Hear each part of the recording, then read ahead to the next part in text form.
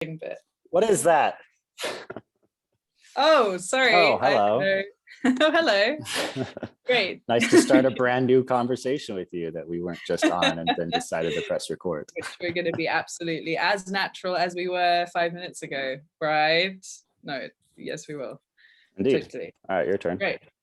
I'm trying to remember when we last spoke, and I was telling the story of how we met actually the other day to somebody, and I believe it was in on that retreat in New Zealand where we ended up like sharing a bungalow, and I ended up accidentally joining the Seeds like early kind of, one of your really early retreats, which now feels so like synchronistic and kind of just weird and magical. But at the time it was just like, oh yeah, these guys are doing this thing called Seeds, and this is cool, and like we're in a house and we all love regeneration. So when was that? That was 2018.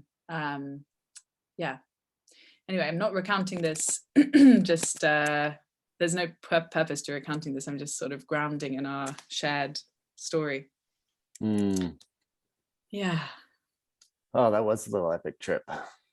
Around in the woods, the cabins. That was a beautiful, beautiful woods. So beautiful. Yeah, actually. Doing breath work on the grass. Yeah. Pretty sure we microdosed acid. Okay, definitely not publishing. Michael Mayel, our sponsor, our joy, our shining light. He's so cool. I wonder what Michael is up to. Michael's working on a village concept, so we're still doing our neighborhood ideas, but now we're trying to tokenize the light, the cycling light thing. No, not really. No. It's more, there's this amazing epic retreat in the top of the South Island in New Zealand. It's gorgeous, beautiful lodge on it with multiple guest houses and stuff. Anyway, he's looking at buying that and turning it into our neighborhood, so an open regenerative village. Nice. And then we'll sell shares of it as tokens and use those to govern a DAO, and everyone will come together and collectively make decisions on how to join. Grow the retreat. I want to join. Oh yeah, that's what we're doing right now. We're putting together all the tooling for and the designs for. And I want to have these like initial village offerings where people could crowd pool their resources together. Not just financial. We'll look at like all the 10 forms of capital that people can bring to the table to make these villages happen. Nice. People want them. We want to coordinate to do it. Like, all right, let's do it. Yeah. So that's what Michael and I are kind of up to still. I want to be up to that with you and Michael. Okay. I have things I could definitely help with. And I definitely want to do more things on top of the millions of things that I'm already doing. No, but I think there are some I guess this is our first like big catch up since the Tools for Regenerative Renaissance course, and since then also Moral Imaginations is really taking off, and I'm really just have a very deep intuition that we're meant to catch up about the kind of imagination narrative solarpunk stuff.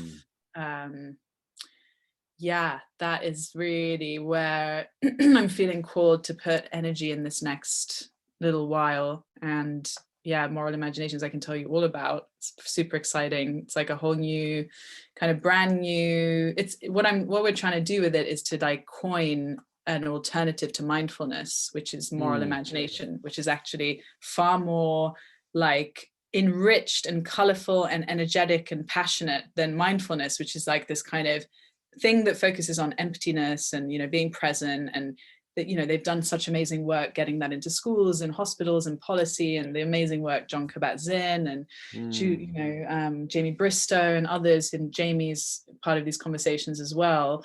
And what I'm proposing is that moral imagination is like the next step from mindfulness, where actually we need to use our imaginations to connect with the earth in ways that it's been bred out of us because of capitalism. So my whole kind of theory at the moment, or theory of change, is that basically capitalism strips us of who we really are. Like it's the whole culture we're in, it strips us of our interbeing with nature, it strips us from our long-term perspective, it strips us from just seeing the magic in everyday life and in connections and in community. And that is a perception theft that happens as we grow up, because we're born with that sense of deep connectedness and also connection to our deeper moral sense and purpose, and that just gets stripped. I mean, full on. This is why I love talking to you, because it's just like you're like a flow master. You're a flow. It's like, how are you doing? It's great. I'm in total flow. So we get stripped of these things as we grow up.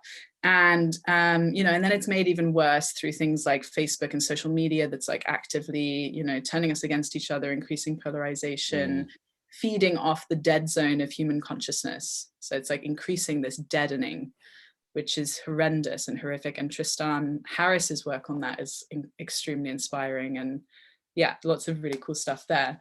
And so what I am proposing is a kind of immunizing capacity is moral imagination, because it's like it's that deep sense of moral courage. It's using the imagination to connect with future generations, with the more than human world, with our ancestors. It's basically like the indigenous technologies that they're not external to us. Like when people say, oh, that's like indigenous wisdom, it's like, yes, as in it's deep wisdom that we carry within ourselves. Like we have these guardians and we're not just these human beings. We're so interconnected and we're so supported and we're so cosmic. Like we have this cosmic identity, which is an interesting term, like it's a philosophical term.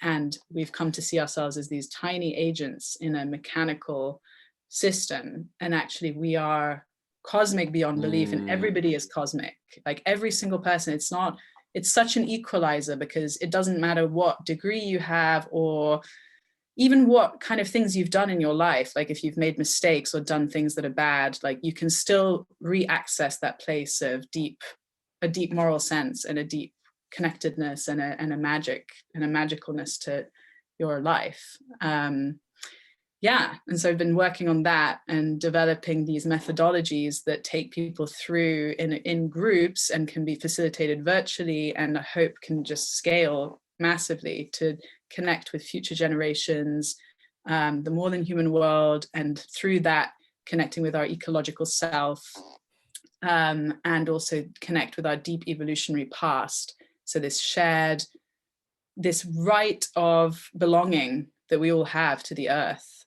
because we've all been on a kind of millions of years of evolutionary journey to evolve into the creatures we are now, and we carry the relics of other beings and bacteria in our bodies, because we're actually, we're mosaics of beings. So that's the big like aim of Moral Imaginations, is to create like the psychedelic experience without the psychedelics. And I actually think it's like the zero step, like the first step to doing anything like building a DAO or creating a regenerative project, like to connect with that cosmic self. Because actually, we talk about collaboration and the importance of collaboration and all of that, but how the best way you can collaborate is if you just see everybody as a holy being, basically.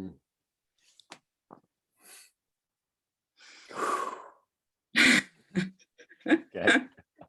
So basically what you're saying is we all love Harry Potter and Avatar because we're all magical and life is incredible, and we have this really powerful connection that we've lost. Yes. So we fall apart in those stories and we feel sad and empty and a loss of meaning and disconnected. And you're elaborating that in a much more mainstream appropriate way, rather than saying, hey, we're witches and wizards, let's go dance in the forest and do exactly which by the way let's do that, which by the way we are, but it's but 100% right. And so we're on the exact same place. I understand we're coming together now because we need physical places to ground this vision and this new culture and to reinforce it with community. So like, imagine this idea is just throwing out a concept. We can have an incubator that anyone who feels aligned with this vision could apply for and say, yes, I want to be part of this. We can get their human design and other information about them. And we could build a profile. And then what we could do is put together cohorts of people who may or may not have even met each other into these Totally. You village don't have to have- pods.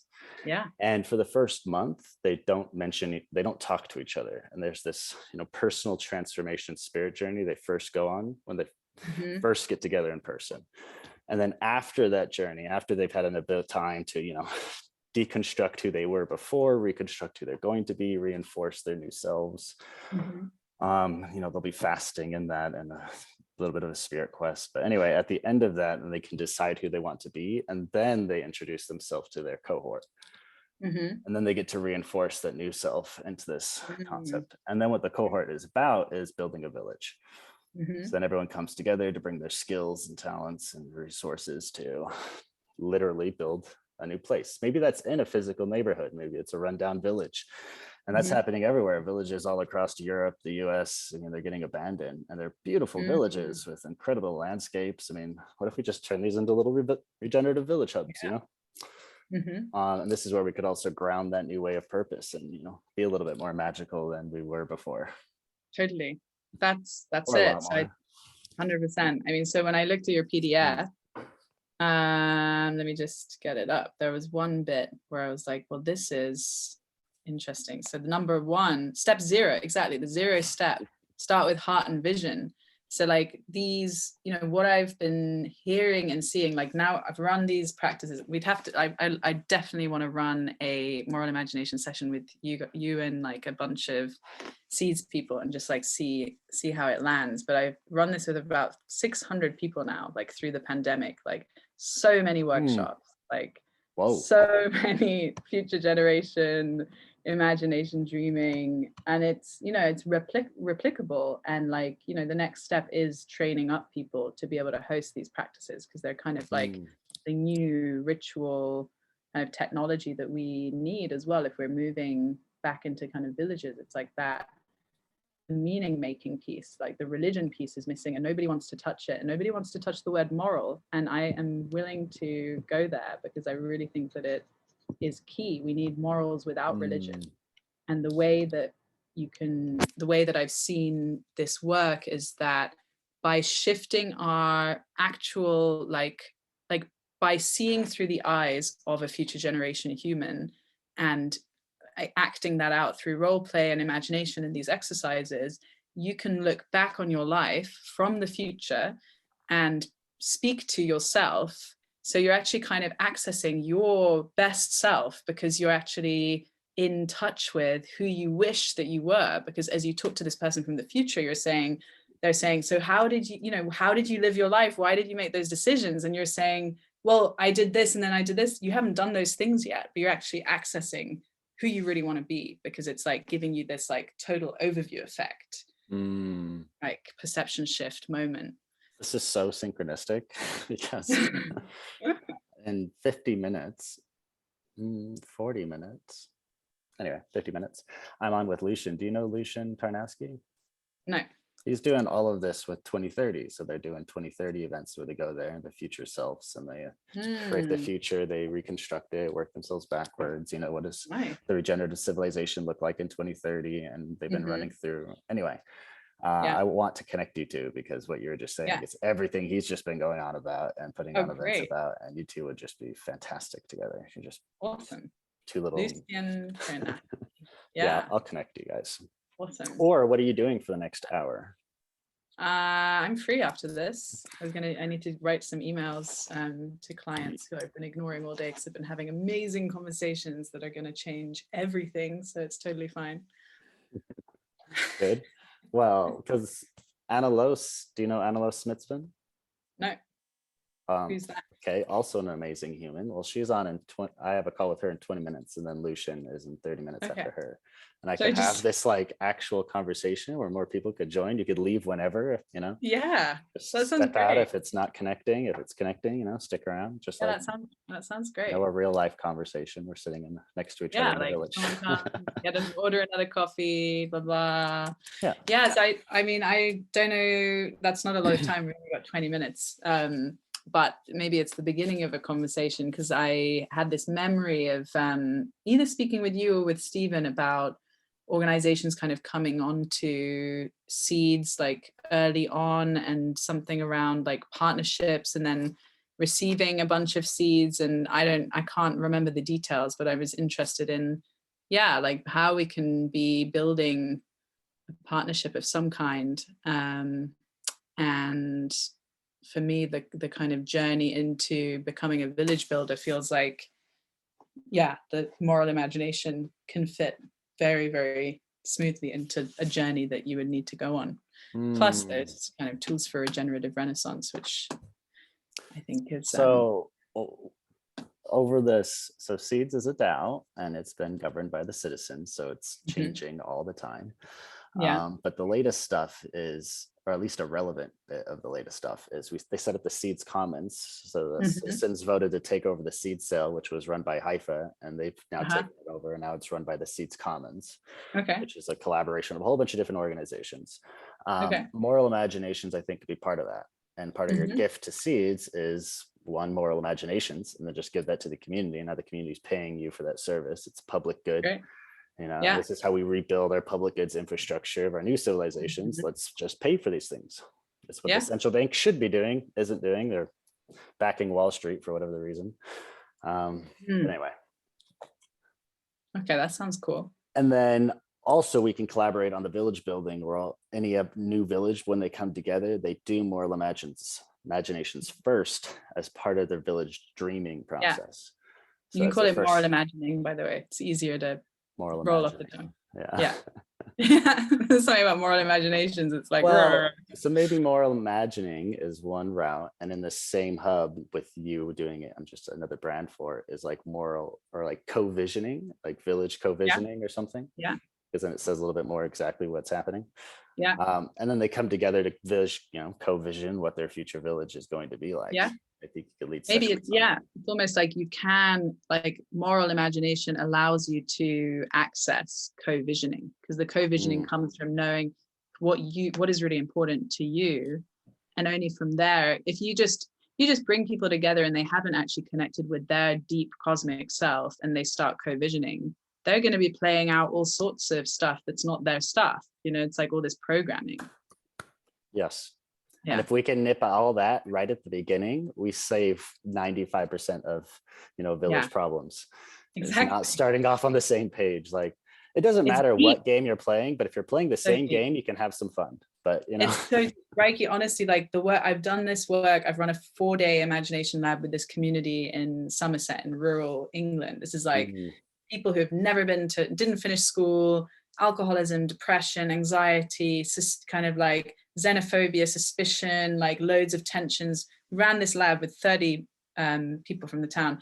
They have continued like meeting up for the last 9 months, and they write poetry together. They're like drawing. One woman has stopped going to therapy. Like, another woman she had agoraphobia. She was afraid of leaving her house, and she's been like overcoming that through the power of her imagination. It's been like extraordinary. It's like, I feel as if this is a really big deal. And I'm thinking of, not thinking of, like, I've been chewing over and developing this concept with a bunch of interesting people to start a center for moral imagination, which, as it grows, I want you to have some sort of relationship with or role, if it felt right to you. I just feel like that would be so 100% yes. I think that could also be part of the first village, or one of the first villages, because there's a couple dozen that want to do this.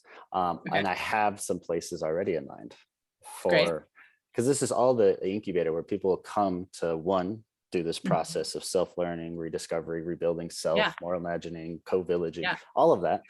And then also go through the process of how to run a village. All of this happens within a village. It's one of the village's offerings to the world, is that villages coming together to teach other villages how to. We should train people in the villages to run moral imagining. Exactly. And then we have these, and there's steward centers. I mean, it's not really training, we're co-learning together. But it's these co-learnership universities that we could then spread everywhere and teach people how to not teach really, but figure it out together. Teaching is okay. I don't think we should throw out. I think the key thing only is if we know. We could teach if we know, but if we don't know, which is true. But everybody has something they can teach. I think that's the mistake. It's not throwing teaching out. It's just that everybody has something they can teach. It's throwing out the regular, like, professor, student, learner learned and learny relationship. Yeah, it's more like a mentorship. It's more like, when you go and study, it's like, Nora Bateson was a teacher to me. It's like that, you go and study with someone wise and amazing because you want to learn. Or Joanna Macy, there is a hierarchy there, but it's not the hierarchy in the bad sense. It's like a respect hierarchy. That's not necessarily that they're above you in some godly way. It's just that, it's like respecting that wisdom. And everyone kind of has that. And it's a co-learnership. I mean, you have stuff that you would be able to teach, and you are more respected and a hierarchy in your domain, so everyone has kind of their domain. So hierarchies are great, but it's mixed hierarchies. Exactly. In some cases, you're the apprentice, others you're the master, Totally. Like, I want to learn how to build a cob house. And we're going to have to do that, these first villages, I'm telling you. Totally. Exciting. Well, one of them is there's a few sites, but we can get into a little more detail later, but just superficially, there's one in Bali. It's a several 100-hectare one. It's backed by this, Russian billionaire PayPal founder. But are you serious? Then he was going to Burning Man, had a transformation, ayahuasca, that whole journey. Got a vision that he was supposed to switch his life to villages, and now he's putting all his wealth and time towards stewarding new villages. And he started in Bali, and he's just funding it, and he's letting it be a DAO. So he's letting it kind of emerge up organically. They're taking in proposals and kind of building it out that way, and it's epic. The people they're pulling together, and the resources they have, it's cool. But I was talking that they're going to be using the Do software for governing their village and issuing tokens and making sure people are, being seen for their contributions. Yeah, because that's how we get out of this. Seeds village. Is this a kind of the PayPal guy? Is he putting money into a seeds village, or is this a kind of parallel? This is a village that the Do is going to give kind of software. We are supporting them. It's not a seeds village. It's called Nyani. It's its whole own project. But Haifa and Seeds are working with them to provide them tools and software. Okay, cool. So they'll have their own. The Haifa Do will have their. Oh, I can't hear you. I think your microphone is unplugged. Did they come back? Yeah. Okay. We're back. Anyway. Okay, that's super exciting. And there's stuff, we probably don't have time in this call, but I was hearing a little bit from Stephen that there have been these big changes within Seeds, and just that there's been big changes, and that there's something about also the seeds that Stephen and I have from the course that I didn't fully understand. Maybe I need to ask Stephen, but that we may not, I don't know. It sounded as if there was to discuss. Yeah, so this is the problem with the DAO. Everyone wants decentralization and citizen governed, but nobody wants uncertainty and lack of clarity. So, there's a difference between a proposal and a fact, and, proposals were coming up and people are taking them as, fact. Okay. And it's also how they're being presented and a lot of stuff. So there was a lot of radical ideas to, evolve seeds in different ways and solve different tensions and, collectively govern. That was all kind of happening. One of those proposals was to kind of restart the seed sale and how the seeds economics are going, but that proposal didn't get a lot of support. So I think that's what Stephen was going on about, because he didn't like it. Most people didn't like it. So. Nice. That's the case with the DAO, if a lot of people don't like a direction, it doesn't happen. So that direction ended up not happening, but a lot of people are still frustrated by the prospect that it might happen. Could happen. So, yeah, I understand. But it's like, guys, this is collective governance. This is what, us running the show means, do you want a CEO telling you how it's going to be? Yeah, no. Can we have it both ways?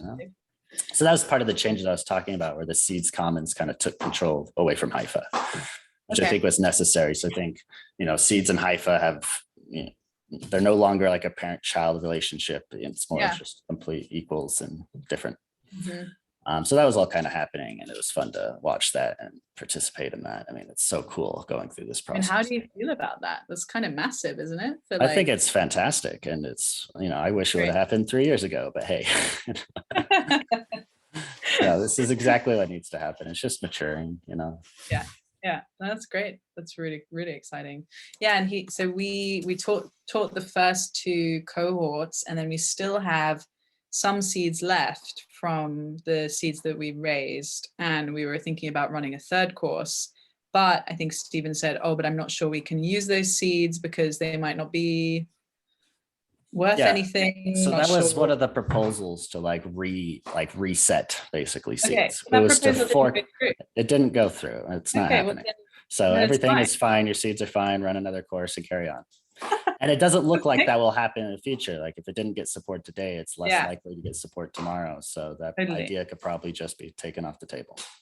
Okay, great. That's great. So then the interesting conversation is, if we do another course, so we have options for what we could do next. So we've run this great course. It's super popular. Like people loved it. Like the feedback was awesome. I'm wondering whether we should use the final seeds to record maybe high quality videos of the whole course, so that we could just basically open source it. Yeah, 100%. Yes. And we should fund that. Yes. If you have anyone or a team to do that, yes, let's put a proposal to the IFADU and get some funding for it. Yes. Awesome. I think that's a fantastic idea. I think I also know some people to do it, and I know the funnel, the pathway here. So, it could be the tools course. That's the first thing people go through. And that's where they get the whole breadth of what's going on here. And then at the end of that, they get the opportunity, I guess, to apply to be part of the cohort for villages. And then we could partner them with little village pods with people who've got previous courses, other people who apply. Yeah. And then bring them together to, physically build the Renaissance. It's time, It's definitely time. So then, so that's great. So record them as videos, maybe bring some other people in. So it's not just one thing I was sitting with that I've spoken with Stephen about is just have you heard about what Stephen went through around the kind of who is Stephen Reed stuff? No, you didn't. No, you didn't go through that. Okay. So there was a thing in there was some allegations of about 10. I mean, maybe we should start recording this bit. I mean, we would edit this anyway. It's all would good. We? I wouldn't. So let me pause the recording if you don't. And I don't. Maybe we shouldn't even talk about this anyway. So okay, yeah. True. There we go. There's our truth detector. If we can't say it publicly, maybe we don't even need to talk about it at all. There's a lot of things I wouldn't say publicly that are definitely true. Okay, all I'm saying is, maybe it's something. Actually, it's a different. I think it's a different conversation. Cool. Totally. So maybe bring some other people on to record those videos, because then it's not just too privileged, kind of middle class white people. I'm just thinking about, if we're kind of doing regeneration, it's also good to think about who is telling that story. Yeah, there's some studios that Basil's working with in Kansas City. Cool. So anyway, that'd be cool. Yeah. So then we can have them come in to actually make the. Go on. That'd be awesome. The other thing is that we talked about running. I had this idea of we could run the Tools for Regenerative Renaissance course one more time. Then we'd have hopefully about 500 people who have done the course worldwide. And then we could run a Tools for Regenerative Renaissance festival in person and only sell tickets to the people who have been through the course. For the village building, though. Yeah, let's bring in the village building to that. No, that is the festival. You go to the village location to build the village as the festival. Yeah. So during the day, we're planting trees, we're building houses, we're taking courses, we're learning about the Renaissance, and at night we dance and we have an epic dance floor. And we can partner with Primal Gathering as well. This amazing girl, Nicole, who runs tree planting festivals, and she wants to partner as well. We supported her. And yeah. She's awesome. Great. Yes. Yeah, she's really cool. And then this is great. And these are physical instantiations of just the Renaissance coming together, learning about the Renaissance, sharing ideas, collaborating together, building DAOs and just building new infrastructure, opting into the new economy, just the whole deal. Yeah. And then we go around building physical villages, I always felt that was a shame with Burning Man. It's why weren't they doing Building Man? Converge on a place every year. Exactly. Burning Man, we converge, but the village we build stays there. Yeah. And that becomes a new paradigm village, and we carry on and we keep going. Okay, I love this. So, let's talk more about that when we next talk, because that's really exciting. The other thing I will mention is Moral Imaginations. Just FYI, the long term, it's already a big ambitious project, but obviously every big ambitious project has got multiple big ambitious goals, and so that's a stage one that I've described to you. The stage two is like once people develop this planetary consciousness, so this ability to speak on behalf of future generations and the more than human world, and all of this kind of moral imagination, that is the opening door to actually starting to enact planetary governance, where you're bringing the voice of nature into how you govern. So that's a bit on the DL, because I just feel like I really want to kind of sprint with that and not talk about it too much publicly before we have something a bit more developed. But we would be looking for like early organizations who could be prototypes of organizations with the voice of nature on the board. I feel like Seeds or Haifa would be an amazing kind of first case study, one of the first case studies that could make a lot of sense. We gotta bring Reggie into this. Well, Reggie and I, basically there's a whole history there. So when Reggie and I met in New Zealand, not a good history, but also kind of bumpy history, but no hard feelings at all. Good. But basically that idea, like basically we were in New Zealand in 2017 when the Wanganui River got personhood, and Reggie had this like awakening moment of, oh my God, nature should sit on boards. And he started working on Uterra.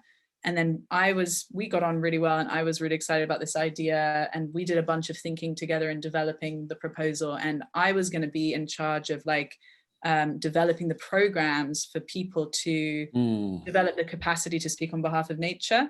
But then Uterra went through a lot of like difficulties. There was, again, this is like not really broadcasted material, but there were things that got complicated with a relationship Reggie got into. A lot of stuff happened over there.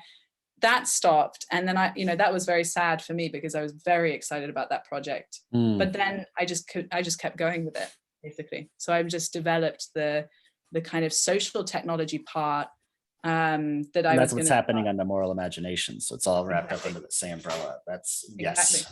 And when we want to give the tools to codify it into existence too. So that's what it was already step 2 in the infographic I sent you, which is give rights to nature. I haven't seen give that. It sovereignty back. Great.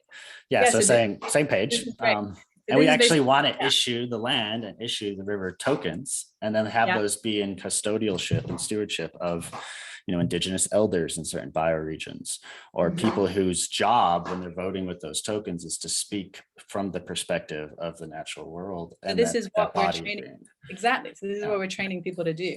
Perfect. And so Stephen actually is going to come on board Moral Imaginations next year, and to develop some of the strategy around that. And we're thinking about if we're training up a cohort of facilitators who can actually start to offer this as a service, then we also that's one way in. The other way in is you're an organization that wants to develop more than human governance. We help you do that in terms of governance and, because of all the governance background we both have, and how do you do that? And maybe we should partner on that bit, because then what we do is connect the organizations with the facilitators. We're like, okay, if you want to do that, you would need maybe you need a facilitator who can actually facilitate these spaces where the earth can speak through all of you.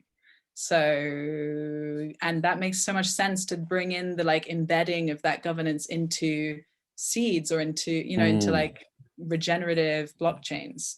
Well, make it immutable, make it meaningful, so many governments could just give lip service to that. Oh yeah, the river has a voice. Like, okay, so what does that mean? Can the river, does it get a vote on government? Exactly. So if you're thinking about this, we should co-think on this next year. Like this, we should be strategizing together on that stuff. That would be great. Well, let's put all of this together into the village concept. So when a village launches, if it takes over a bioregion, Franz is working with municipalities in Liechtenstein, and whole municipalities want to shift over into Web3. They see it, they get it, they love regeneration, they're very progressive, they see the tools we're building, and they're like, yeah, totally. Municipalities, small governance. But the thing is, it's anyone who says, all right, 20th century economics isn't working anymore. We need 21st century regenerative economics. Yeah. We need to live in partnership with Earth. Cool. We're on board. Let's collaborate and join the same economic system. Yeah. And then as we all across the globe, the millions of us come together, we start being as large as a, very serious nation state. We Totally. start having a voice on the global stage. We can start influencing policy to be more regenerative, actually solve this crisis and evolve rather than just, talk in circles. Yay. We can all contribute to the great turning. The great turning, exactly. That's what it is. That's what's happening. I love it. This is so exciting. There's even more synergy than I realized. And what do you mean? We're building a renaissance. That's all it is. Like, what tools do we need? How do we weave it? What's the most effective, beautiful, joyful way to do this? Cool, let's do that. If you know of a better one, let me know and we'll keep going that way. Amazing. And I mean, I wouldn't be against connecting with Reggie. I guess there's a little bit of a, like, having been a bit burnt there, like having put a lot of work into that collaboration, and then he sort of disappeared, and and there was just there was a lot of like unclear water, right? So, but everybody gets a second chance, but I'm just a little bit wary, that's it. I understand. But that's also what, moral imagining, well, I'm projecting here, but this is what I see with the Renaissance is, is integration, and how do we build bridges, and how do we see common ground? If we share the same vision, we need to figure out how to coordinate and work together. Like, maybe it's not in the same pod, maybe it's not even in the same village. No, 100%. It needs to be the same ecosystem. Yeah, I think, yes, and another part of regenerative governance is, how do you protect things, not saying that there's a evil good, bad good, that's all made up, but to create things and to birth things, you need to protect them as well. So I think it's just, sometimes there's this kind of right discernment needed, right? Totally. 100% agree. Yeah. And sometimes there's a healing crisis that needs to occur, and that tension we're feeling is really an invitation to, catalyze a growth.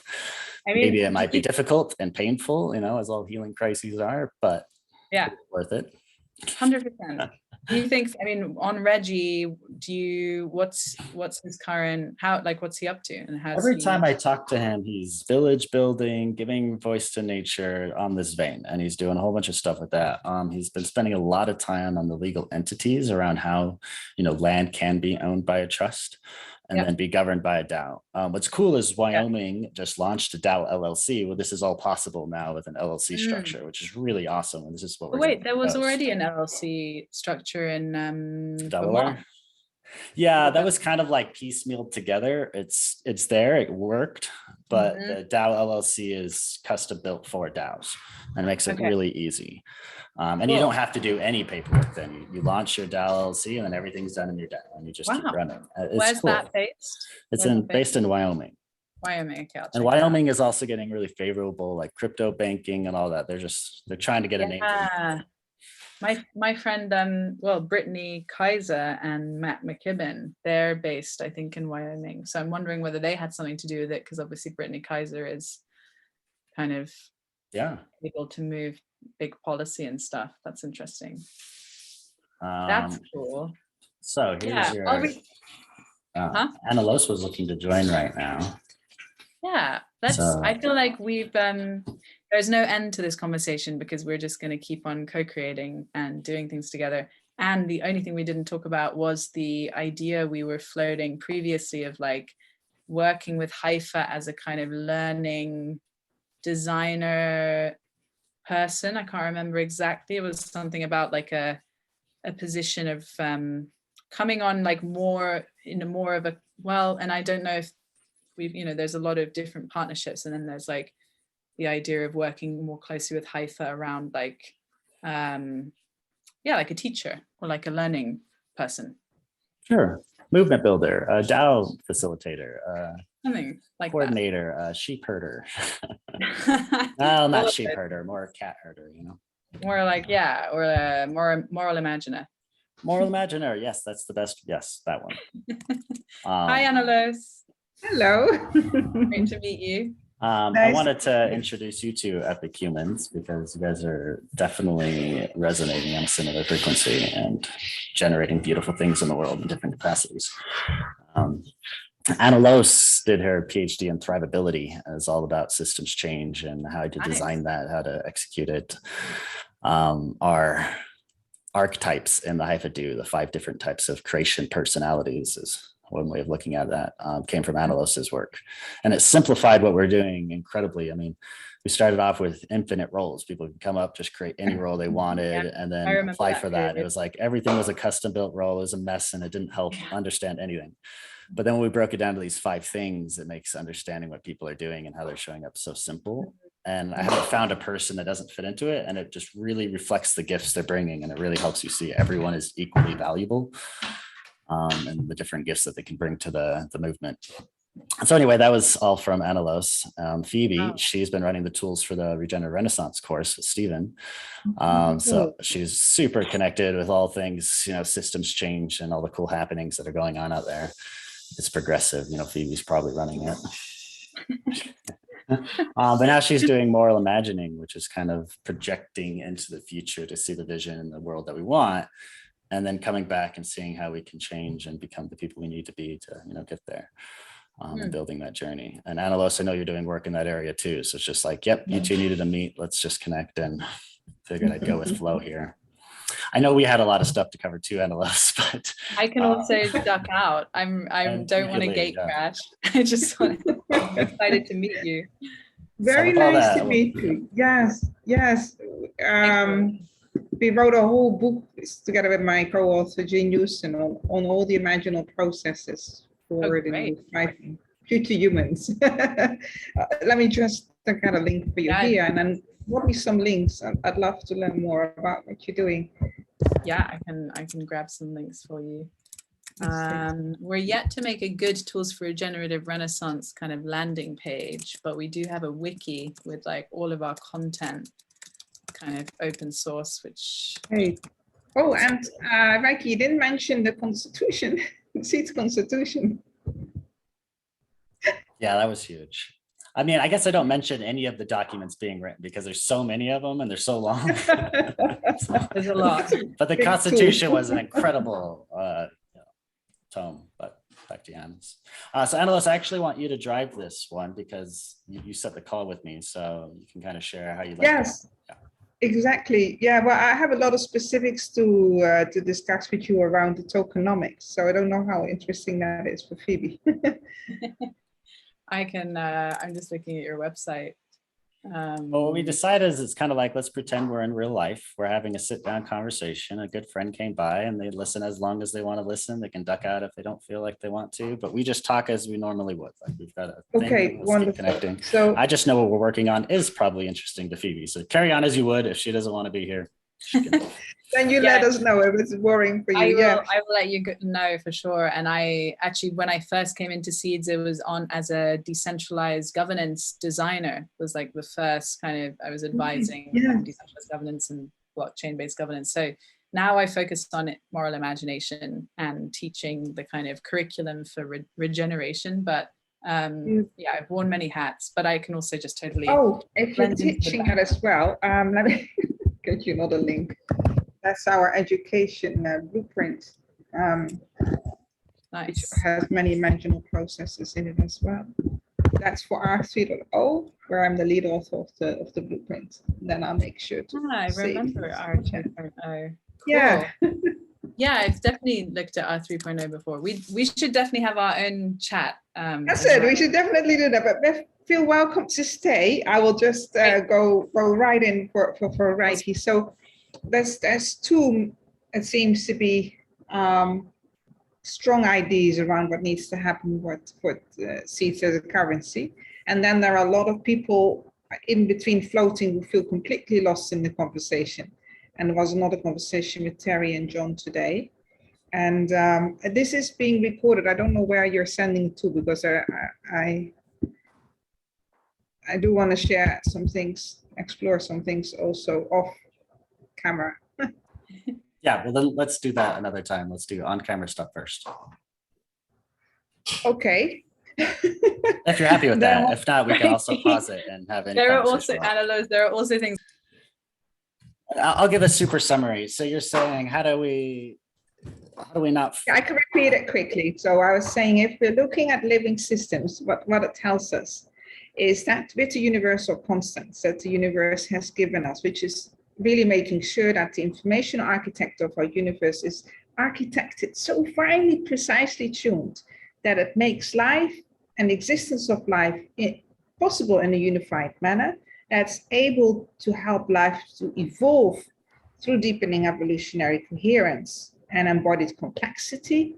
And it's able to create these self-embodied experiences through which we become self-aware. So autonomy in a living system is a dynamical system.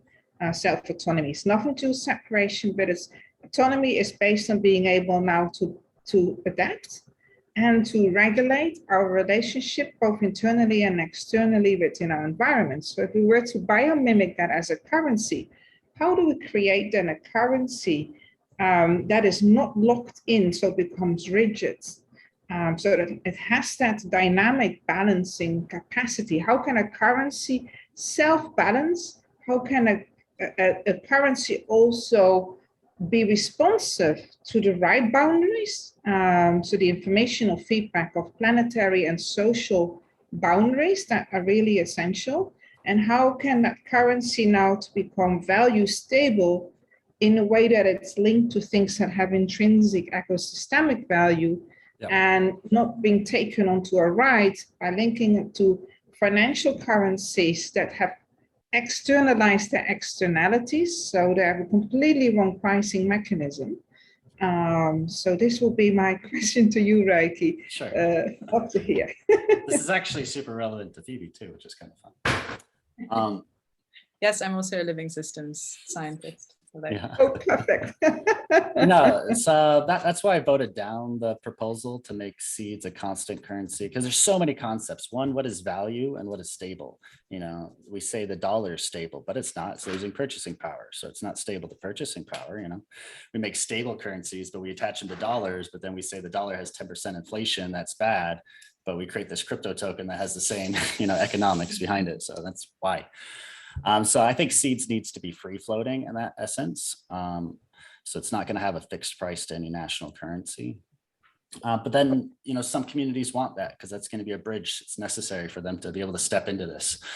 You know, so they want something that's stable to the euro because that's what they trust right now, and they can't handle, you know, the information complexity of, you know, a free floating currency. So we need that bridge, and that's where the village currencies come in. And where I think the next stage is I don't think we need to shift seeds so much. I think we just need to evolve our focus, get a little bit more practical, get on the ground, get our hands in the soil, you know, start regenerating and building villages, and then using these tools to support us in that endeavor. You know, we've been thinking so, you know, theoretically these last 4 years, it was necessary. We needed to build the tools.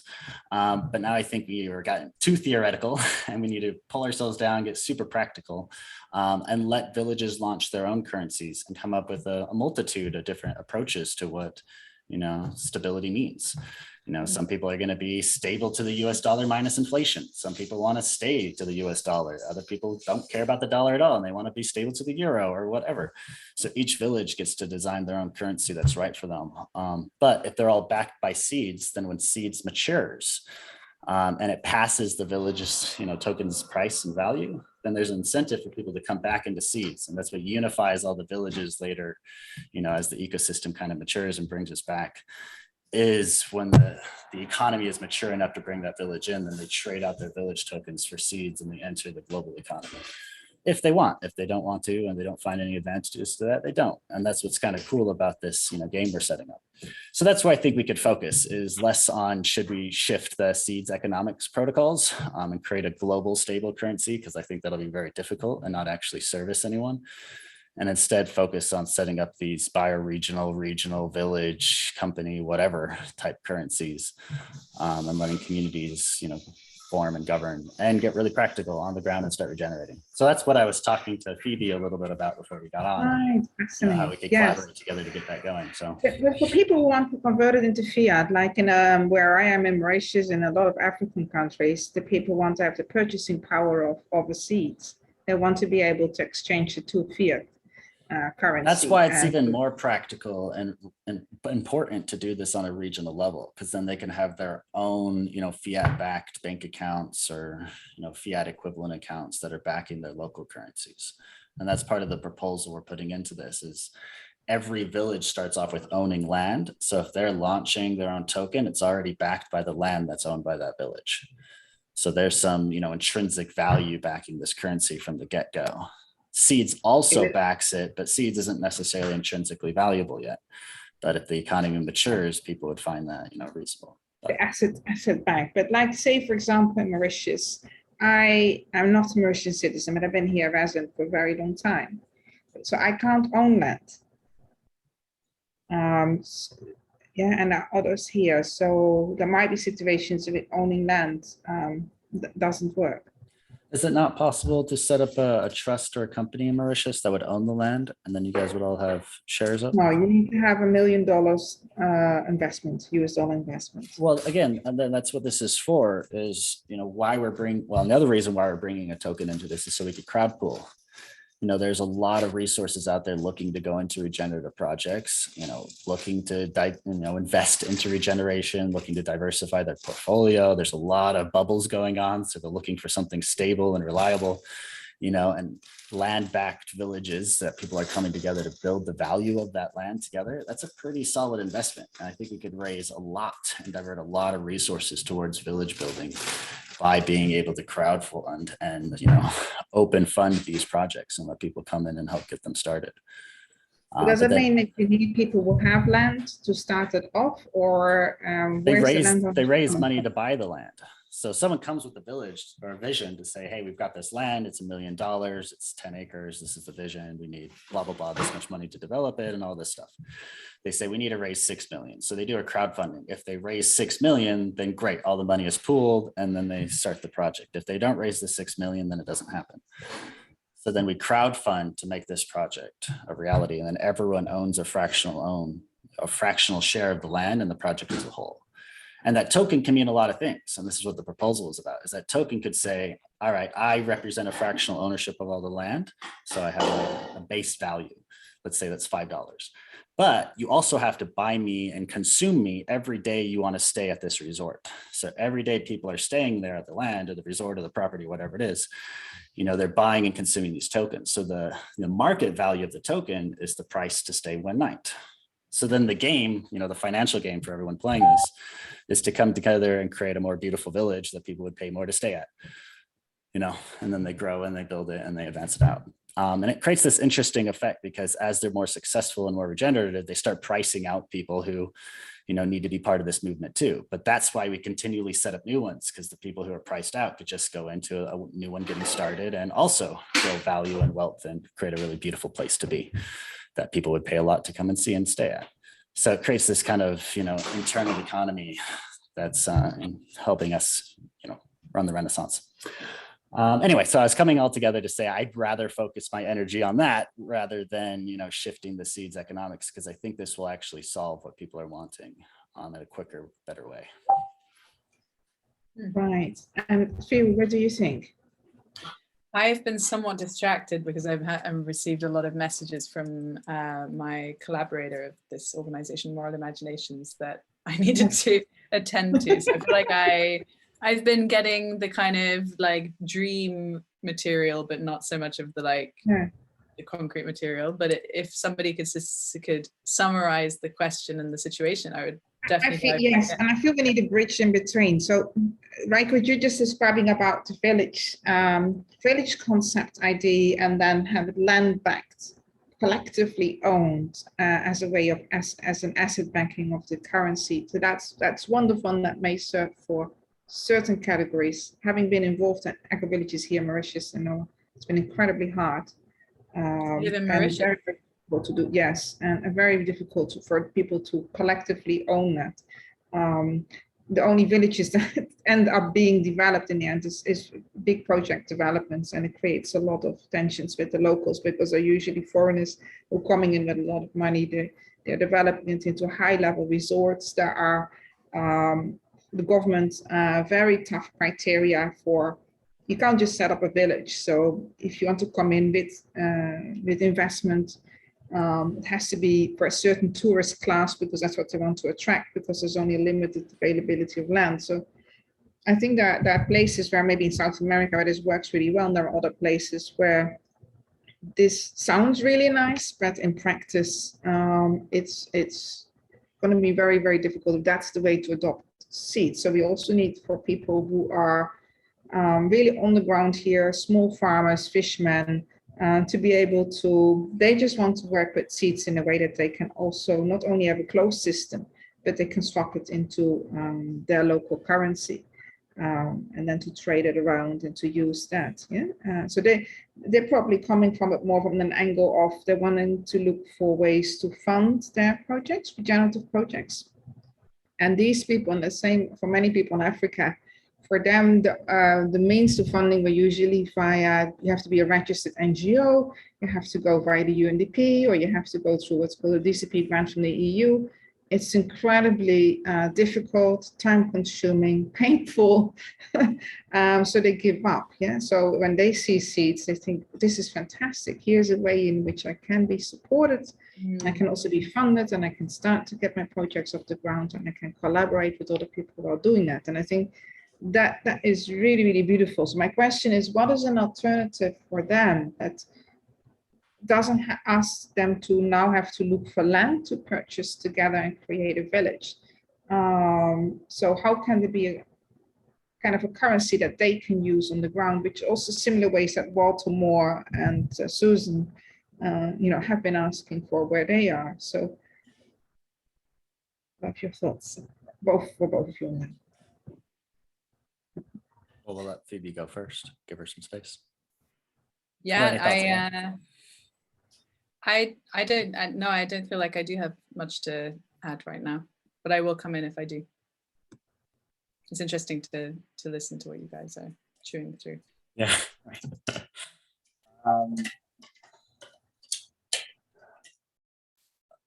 That's kind of why I derailed it, is because I think what we could do in Vilcabamba is help them set up a village and help them get their own, village-backed currency and their own prosperity pools in their village. And that was this other thing kind of coming together, is how do we capture the other forms of capital that's not just financial capital, to show the wealth of a region, to show the wealth of a village, to show the wealth of a community. So when they're coming together to raise resources, they could say, this is all our knowledge and cultural and spiritual capital, all these different forms that are just as important as financial capital, and use it to, for leverage or to take out loans or whatever it is, right? So I think that's a really interesting concept, and it's what they actually want in Vilcabamba. They want to be able to swap in and out of the local currency. They want that kind of guarantee. So let's just give them that, because seeds as a global ecosystem isn't mature enough to give them that. And we don't need to be. So that's what I was saying, is we just let seeds back it all and let the seeds mature at its own clip. The conversations that are happening in seeds that are going really, really deep into the economic protocols and tweaking them at like the finest levels, that's, I think, way more important than trying to find, a superficial product market fit. Yes, the old capitalistic world that says that's more important, find what the market needs. But in this situation, feeding the market is just perpetuating the old system rather than, genuinely creating a new one. There's a balance there. Like, we still have to meet needs, otherwise people aren't here.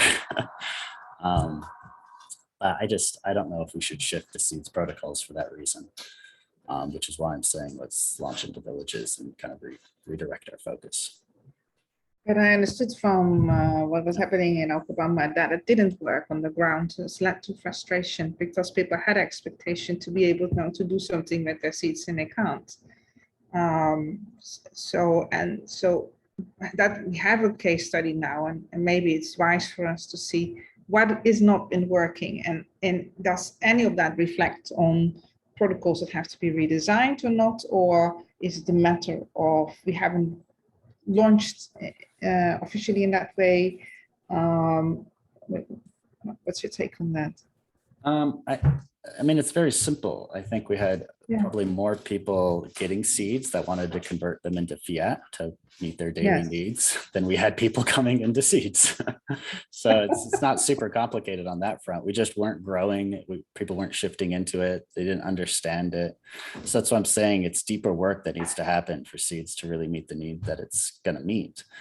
So let's shift focus. Let's not have people come into seeds and try to force this global stable economic system, which we've been trying to say forever, that's not viable until after go live, and trying to set the conditions for what go live means. But people are like, nah, let's go live now. It's like, that's not how this works. We need, we need to grow a market. We need liquidity. We need to have, an actual economy before we could say we're backed by an economy, right? So I think it was kind of a misnomer there, which is also why I'm saying let's leave it as it is, because it's going to serve a role later down line. But let's come back to the focus, which if people want a stable currency that's just like their local currency, awesome. Let's provide that, but then it's backed by seeds so that it has this pathway to come back into the whole ecosystem later. So it's still growing the ecosystem, but it's giving them what they want. But building it into a village package, so I think it's more than, you know, the tokenomics. What Phoebe and I were getting into before this is like, how do we actually figure out how to govern together as a village? What's our shared dream? Are we wanting to play the same game? You know, what is that game? And going through that process is way more valuable. So the token's there to, you know, ease the transition from, you know, I'm using dollars to buy stuff to I'm using this token to buy stuff. But the real deep work is coming together to create a new economic system as a community. Like, how do we want to coordinate together? Yeah, and I think an emergency response system, and that would be really great to see more of this. I mean, where we are heading now with climate disasters is severe, especially, for example, again, bringing it back to Mauritius, we are small and developing state, we are very, very vulnerable. So when you have a big cyclone hitting over, that's it. That's really interesting use case for a DAO, because a DAO could come together to have roles for a climate emergency. Totally. Yes. And then they can earn tokens. And if anyone after is grateful, or a government is like, wow, you did what we should have done, they could give the money to those token holders who are seen. Or it's just appreciation, you know. They can, you know, they can get some reputation in the community for having done so much for the climate emergency. Like whatever the tokens represent. Anything that is land restoration or collective volunteer, any kind of collective coordination bottom up, it's like that eventually will be a DAO process. And information distribution, because very often people are not getting the information what's happening in the local region quickly enough. So if there's in a way that with the governance tools, it can be a much quicker, more efficient preparation as well for climate preparedness, training communities how to share resources, what are you doing in periods of lack, like we are now here in a drought. So in some villages, there's violence that's breaking out because water has to come in trucks. Yeah. So how can a village, therefore, as climate change preparedness adaptation, really work towards training of how do we harvest rainwater, how do you share it, so proactively, so that when there's scarcity of resources, that people are not escalating into violence. Hey, Lucien. I love, Lucien, bear with us. You're just walking into a conversation as if you're in a village and we're sitting here talking and you're just showing up. So hang tight. It's been a little while since I've seen you. But to quickly respond to that, Anneloes, I think, oh, no, I lost the train. It was there. Climate change preparedness. Oh, yes, that's such a powerful onboarding, because a climate emergency happens. They use a DAO to organize to solve the emergency. But then through that process, through moral imagining and weaving it all together, they actually come together and say, wait, no, we can coordinate to build a better village. Let's actually, instead of building back the same or build back better, all that crap, let's build back regenerative, let's build back a new civilization that we want now that we're using these new coordination tools. So if the governments don't want to step in to solve this crisis, we can do it.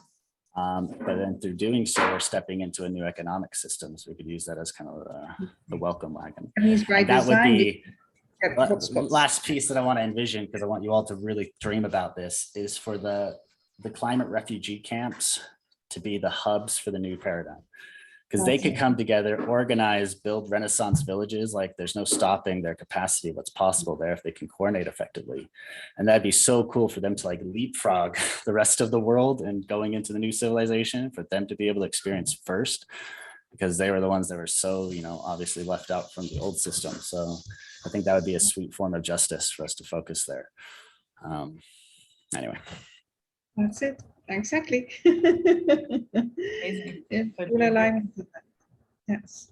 Lucien seems to be on a call, but this is great. I feel like I always feel like what I'm designing, I've gone very upstream. Like my whole career so far has been like going upstream of where's the problem, and now I'm at the level of like perception and inner morality. That's like how far upstream I feel like my journey has gone, which is like really where it's at, because I think I got to the point where I was like, okay, I've worked on like science, like developing renewables, like molecular biology and technology, and then working in tech governance, and then getting excited, and then working a lot in education and learning, and then being like, wow, but the school system is screwed. That's to do with governance and organizations. So then worked in governance and regenerative governance and decentralized and horizontal governance and organizations, which led me to blockchain and meeting Rieki eventually.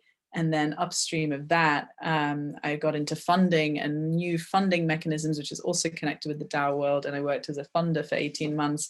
And then like finally coming back to, I was, as a kid, I was always writing like novels and doing a lot of art. And I feel like art is one of the biggest potential impact places, like to shift, to reach people's hearts and their inner kind of moral sense of who they are. And so that's what Moral Imaginations is all about, is helping people. It's like an integrity incubator. Like they go through it and they see their life from many different perspectives, and it helps them develop this deep connection to their moral self and who they want to be.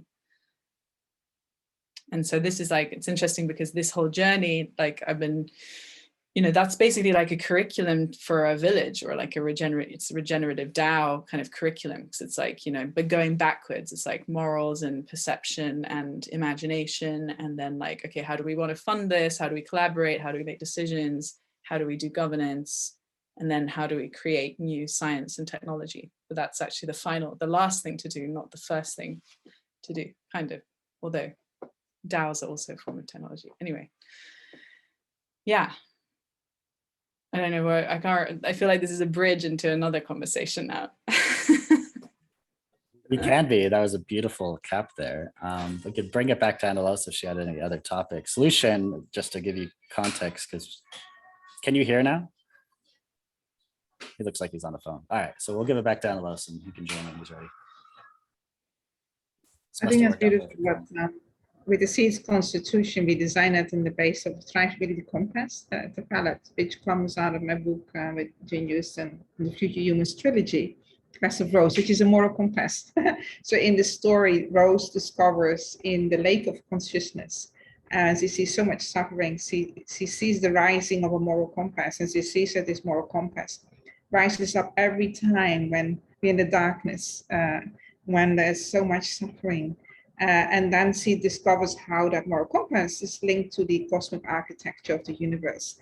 So how the morality is not imposed, but it's something deeply fundamental to life itself, based on the unity of life, based on our interdependence, and how that then guides us in making all of those decisions. So all of that is all in the foundations and the essence also in the spirit of the Seeds Constitution. So that's what we constitutionalized. And then the Seeds values, the Seeds vision, the Seeds purpose, the 13 protocols, the archetypal structure, as well as the 16 commitments that are within the Constitution. So that's beautiful. I love that. I just Google searched the word moral on the website that you took me, and I found all these places that I can dive in and connect the dots. That's awesome. That's it. Congratulations. That's Hello. Great to see you. Sorry, I was just saying goodnight to my daughter there. Hi, guys.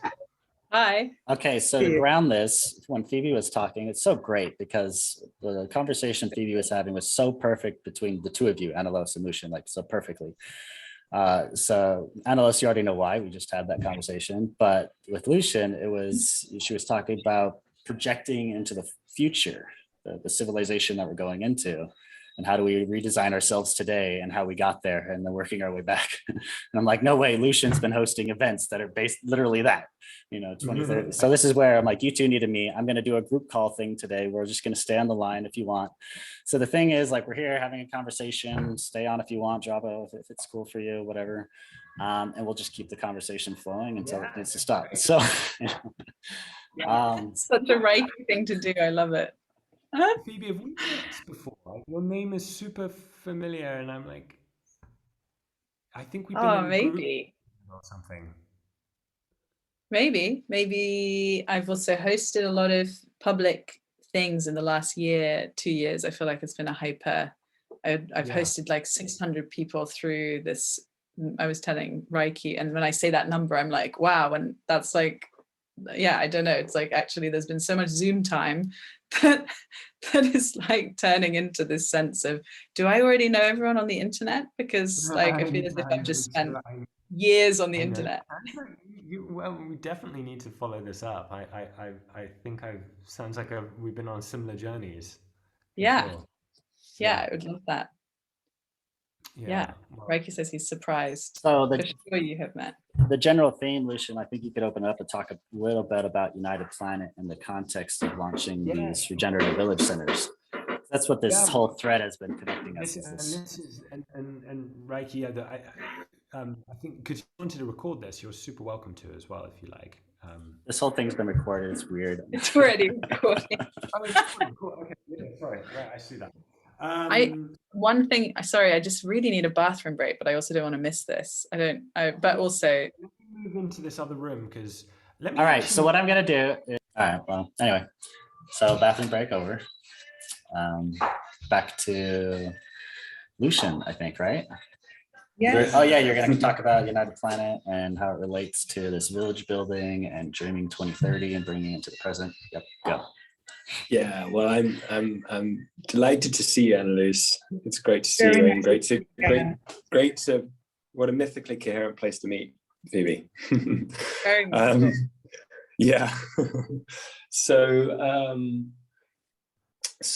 where to start? Basically, the up game now. It's a continuous experiment, but it's a time traveling immersive experience.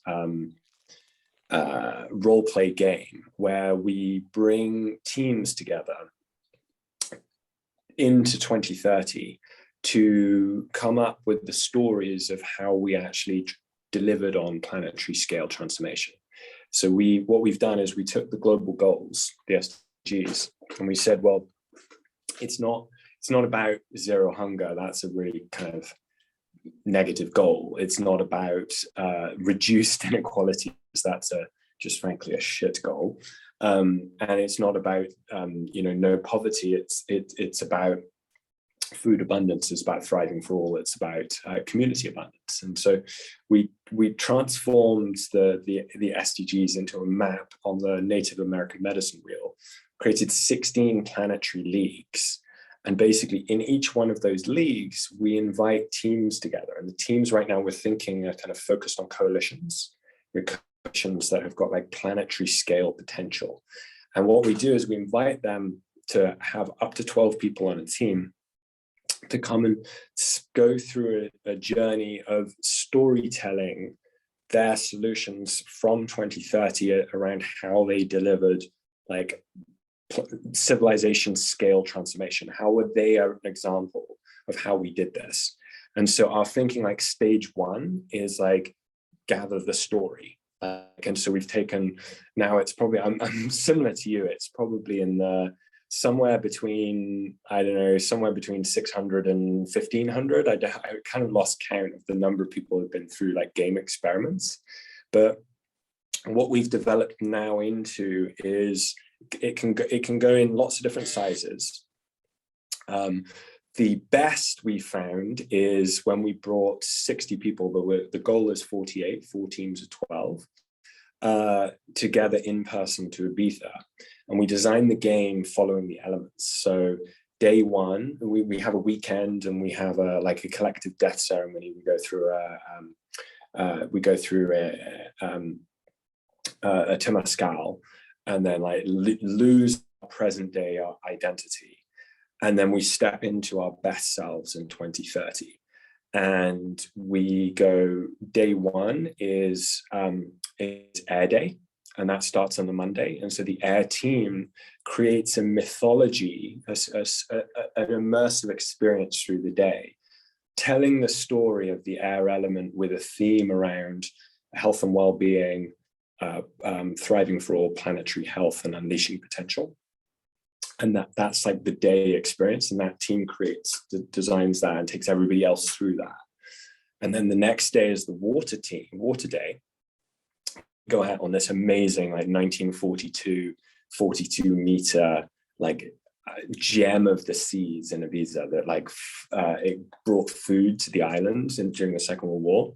There's this amazing sailing boat, and go out on that, and that's the water element, which is community abundance, water security, ocean stewardship, and peace and justice. So we create a kind of mythology around those stories, those pillars. And then there's the Fire Day, Wednesday. And Fire Day is kind of all about society. It starts with gender harmony, then goes to ubiquitous energy, and then thriving commons, wealthy commons, and then circular economies. And so that's telling those stories through that day by the fire team. And then there's the Earth Day, which is the Thursday, and that is telling the stories of food abundance, infrastructure transformation, regenerative cities, and land stewardship. And so we go through this like 4-day immersive experience to come out into this. We're thinking of it as like a twice-born initiation, where you step into like consciously birthing your future self with your story around the collective narrative that is brought together by the air, the water, the fire, and the earth team. And so ether is a day for like coming together into what we call karaoke, like the karaoke of time, and tell new stories from the future around like the way we did it. And so it's kind of like this time traveling adventure, but the idea is it creates like one deep trust and like kinship between people playing it. And so we can prototype lots of new cultural designs, like new rituals, like the Gaian Oath, which is, we are a united planet, I am Gaian, on my honor, I commit to a thriving civilization in harmony with all life. So that's like, we bring like these pieces of how can we prototype like a community culture that is built around time travel and like connecting with each other as like planetary and athletes of systems change, you know, that kind of thing. So hopefully that gives a good kind of summary. That's the pace I'm super excited about, because I think we can run them 16 times a year following the Native American medicine wheel. But then we can bring games into like all sorts of different experiences, like a game in Davos during the forum, and we did a game at in COP26 on regenerative cities. We did a game at the UNGA on food abundance. So we do like smaller experiences. And so I think this is like a technology, it's essentially a methodology for how we can like align and actually have a meta narrative of a united planet. Like we're all on the same team. We're like, it's going to take all of us. And so that's like the piece we're in, is like, how do we tell that story and enable it?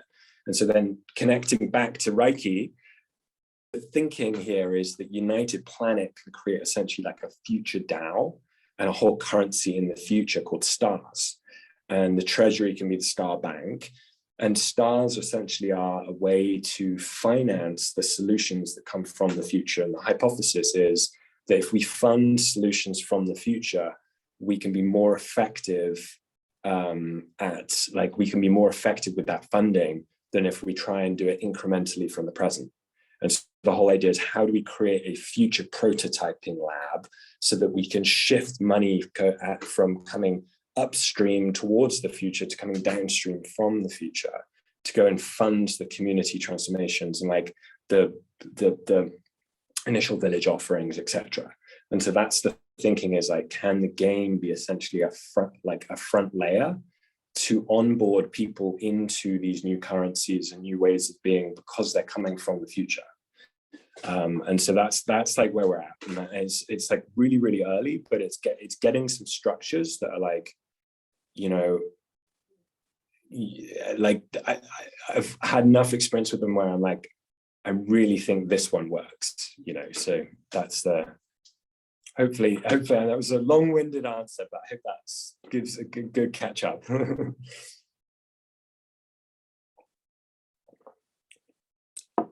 I can't. All three. As interim facilitator, I'm going to step in to say, Anneloes, Phoebe, do either of you want to weave in on that? Because I feel both of you probably have a lot to say. Phoebe, yeah. Happy to jump in.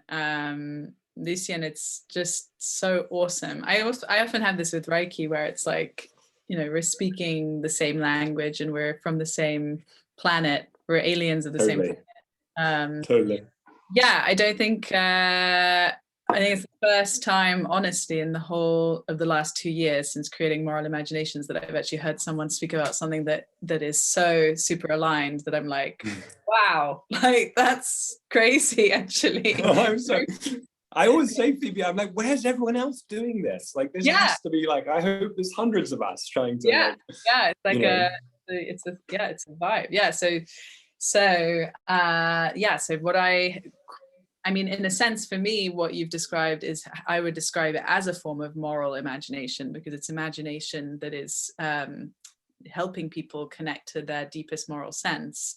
And next year I'm launching a Center for Moral Imaginations, which can really like point at many of these kind of approaches and methodologies and bring us together even and create things together. And so the three kind of pillars of the design of these methodologies, I would totally agree that they're kind of technologies. They kind of feel like technologies from the future, like the future generations have been for sure a stakeholder in designing this work for me. Like it feels like they're kind of designing backwards and helping us in this work. I was once told that my beloved Tatiana and my son was one of the architects of the game that's playing back, and I was like, that just concept completely blows my mind. The son we have, I was like, wow. And like you just said that as a, you know, I don't think that's a concept we often think about as like future generations coming back and noospherically influencing. What if they can do it because they can do it through their parents? You know, that there's like, well, wow. So Phoebe shared something recently. It was on cathedral building. When did I share on cathedral building? Oh, maybe you're just retweeting it or something. Yeah. Associated with you, cathedral building. But yes, it's thinking multi-generational. And I think that's happening because those generations in the future are coming through. Like my kid who's in my wife's womb right now, he shows up in my visions and dreams all the time of showing, like he's in the future running the show and I'm kind of like his secretary. There's like the vision that keeps happening. And basically it's him kind of teaching me like, hey, you're building the tools for me, but I'm the one that hasn't been like, you know, harmed for 25 years being part of some degenerative culture.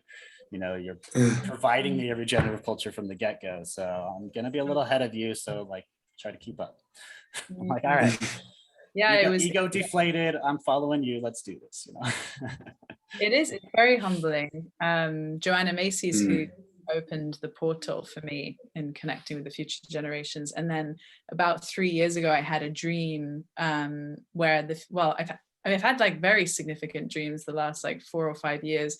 One of them was really, really significant, which is part of what I've woven into Moral Imaginations now, which was in July 2018. And I had a dream, so this was before the pandemic. I had a really vivid dream that the world had decided to pause together for 50 years. And we're now developing this into a story concept. So there was this dream of like the world pausing for 50 years together, like agreeing to pause so that we can work everything out and have the conversations and the discussions and the kind of decide on what we do next. And it was a kind of movement. Like in my dream, it was like people had like bumper stickers, like, are you on the 50-year pause? I was like, yeah, I'm in the 50-year pause. And people were just like, just leaving their jobs and going on this 50-year pause and like using that time to build regenerative villages, which kind of feels like an interesting little myth to put out there, a little story. Well, this is so surreal, Phoebe, because I've been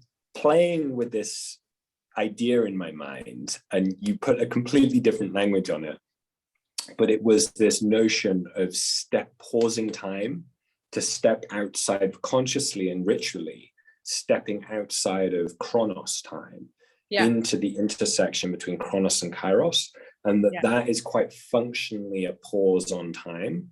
to be able to, in the ritual space of the intersection between Chronos and Kairos, be able to like redesign our world. And that what if that was actually a ritual that we would develop culturally all around the world, that we're pausing, we're taking a time out, and we're going to go to the building blocks, and in the timeout there's a whole world, there's a whole like, this is how we do it, this is where we prototype it, etc. It's like mimetically incredibly powerful. I think so. So. That was before the pandemic. So then when the pandemic happened, I was like, wait, what?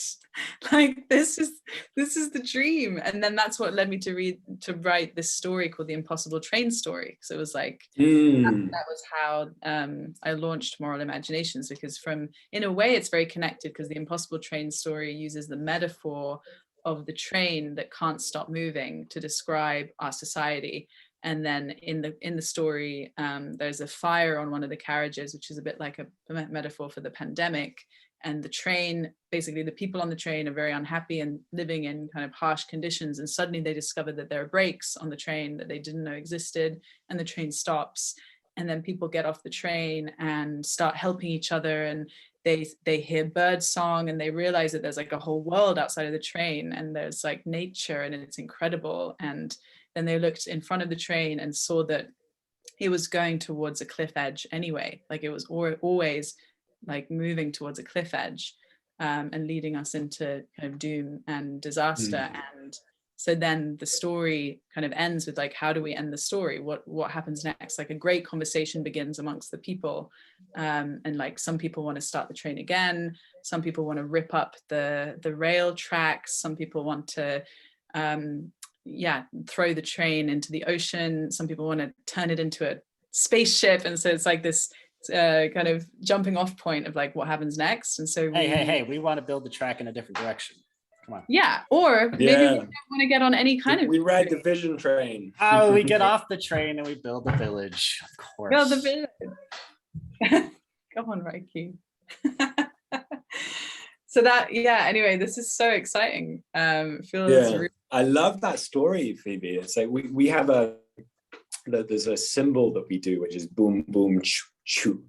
And it's a 2030 symbol. And we've got like boom, boom, choo, choo, boom, boom, choo, choo. And boom, boom represents apes stronger together. Like when we're a collective, we're stronger together, Planet the Apes. And choo, choo represents the vision train, which is the train we ride to the party at the end of time. You know, it's the whole mythology of that. The vision train that we celebrate the return to the village, you know, the return to community. You're just like a brother from another brother, mother. Like it's like, what? This is crazy. You know, it's like, you're surprised to see tribe and family here? Come on, guys. It's so, I know, but it's so good because it's like what you described with the impossible train. I have the exact same metaphor with a different context, and so it's so funny because I'm like hearing it from like it's just like I use we're different languages, different. So I use the Shackleton with the Endeavour story, the Shackleton's boat, and you know he put an advert in the newspaper saying like wanted, like recruiting, you know, people with a death wish, like the crazy ones, and he went and sailed to the South Pole and didn't get there. It was like the worst winter, everybody advised him not to, and the Endeavour got stuck in the ice. And then so they were like, what do we do? We're on this mission and we're not going to turn back. You know, even though they could have, like before all the ice melted, they could have gone back. They were like, no, we're going to wait out winter aboard the Endeavour, and we're gonna when spring comes, we're gonna go to the South Pole, and which is bad call. A bit like the financial crisis, and like let's just patch the abscess back up. Like it's like this patient is this patient is unhelpable. Like let's just sew back up and pretend, and like let's just hit with economic crack called quantitative easing. And so the Endeavour got stuck in the ice, and that's where you get all the Getty images of them drunk on the ice, like, you know, eating seals and stuff, and drinking all the rum. And so they were like drunk at play with the false belief that the Endeavour wasn't doomed, and that in spring that they would go back and they get to the South Pole. But in actual fact, what happened is when spring came, the Endeavour got crushed and it got like completely disintegrated into the ice. And then the real challenge started. And that's where they like carried their like lifeboats across like 600 miles of like glacier, then rode for days, and then like ended up in some deserted beach and hiked this incredible mountain pass to like just be able to come to a community that thought they were all dead. And it was like the greatest story of survival. Nobody died. And so it was like this journey that I was going to say that like, this is capitalism right now, is we're drunk on the ice. You know, we've got this fucking crazy journey to go on, which is like, we've got to go on the lifeboat and we've got to make sure like everybody survives. And like, we're on that mission. But right now, most of society is still waiting for the Endeavour to be set free. And that's like the crazy point you're in. Like, you're like, we know the way the story goes. Like, let's not put our more money into the hope that the Endeavour can continue, but rather go and like, you know, fund the life rafts and the, you know, the transition story. So it's like it's yeah, same meta story basically. Yeah, that's a real life that's amazing, I think. And it's funny that the boat was called the Endeavour, because it's kind of the Endeavour. It's great, isn't it? Yeah. Interim facilitator hat again. I want to see if Anneloes has anything to say. Yeah, sorry. And I know she'd have some great wisdom to add here. So yeah. I'm just enjoying that. It's so beautiful to see the exchange between you all. Yes, I mean, I started to work with the Future Generations ID when I was pregnant of my son. So that was in 2008. And that's when these whole new wave of future souls were coming through and showing me that the incredible creativity that they came with, but how people didn't understand their ways of thinking. And how it was therefore really important that there were systems and cultures in place so that their genius could really serve for what it was meant to be. So it is from then that I made the commitment to work with the future humans. And then in 2020, it was April, Jean Houston read my article on attracting the future into being, which is more of the cosmology behind that. So it's a different conceptualization of time. From understanding, if you understand the universe basically as informational, then you can see that time is also information. It's a flow, and that future is basically information in a state of potentiality, in a quantum state. So that means then that the future already exists now. And where does it exist? In the imaginal space, because in every living system, and within ourselves internally, there is a space where the algorithms can break down so that new combinations can be formed. And that's not the same as imagination. So that's the imaginal space, the imaginal realm, where those future potentials already exist now, and therefore can be accessed when we access into imaginal consciousness. And then I started to work in 2012 with a 5-step process we call the Global Dialogues, and trained 7 different countries around the world in the methodology, based also on the same elements that you're talking about, Lucien, for getting the future visioning. And that was about envisioning the same thing, same 2030, going into this future world of a thrivable civilization. So I did that with thousands of people from around the world. And then we collected all of that as input for the Rio +20 process. And then later for the SITS UN 2014 process, so two global conferences where there's this input. But the beauty was by taking people through this collective envisioning process, it builds tremendous trust and a new identity. So what I notice every time you collectively go through this envisioning, the imaginal cells, the imaginal codes, that future consciousness starts to activate. And when that becomes active within us, that now is like the butterfly consciousness that is starting to coordinate the resources of the caterpillar. So what happens when you work with that methodologically, that means you can start to already embody and facilitate from this future consciousness without having to go into the future, by knowing how to access that before the breakdown happens. And that if we understand how to do that, there's a lot of suffering that we can help prevent, because a lot of people still believe in this old model that change requires chaos, and that only through chaos the vested organizational patterns are start to break down, and then there's a void period, and then the new comes in.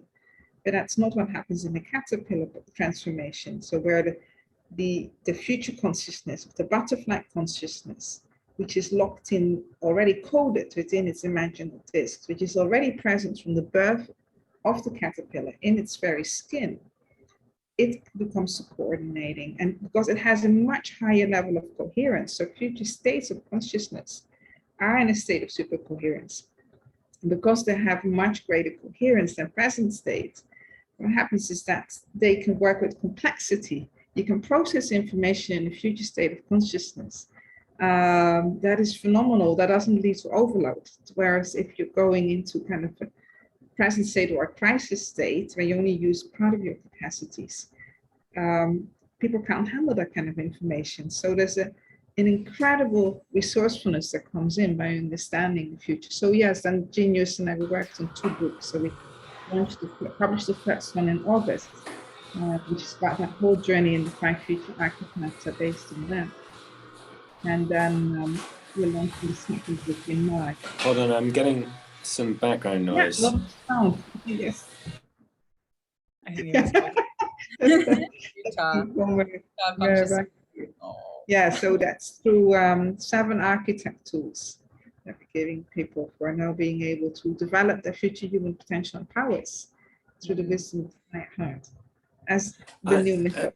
I'd love to have a session with you, just like thinking how could we incorporate those principles into archetypes within the game that people can step into, because it's like the game is very much like open source methodology to like I think like anyone can be playing the game. It's like we're just trying to put culture like seeds out, you know, that and like create the next level of coherence. So I'd love to explore that with you.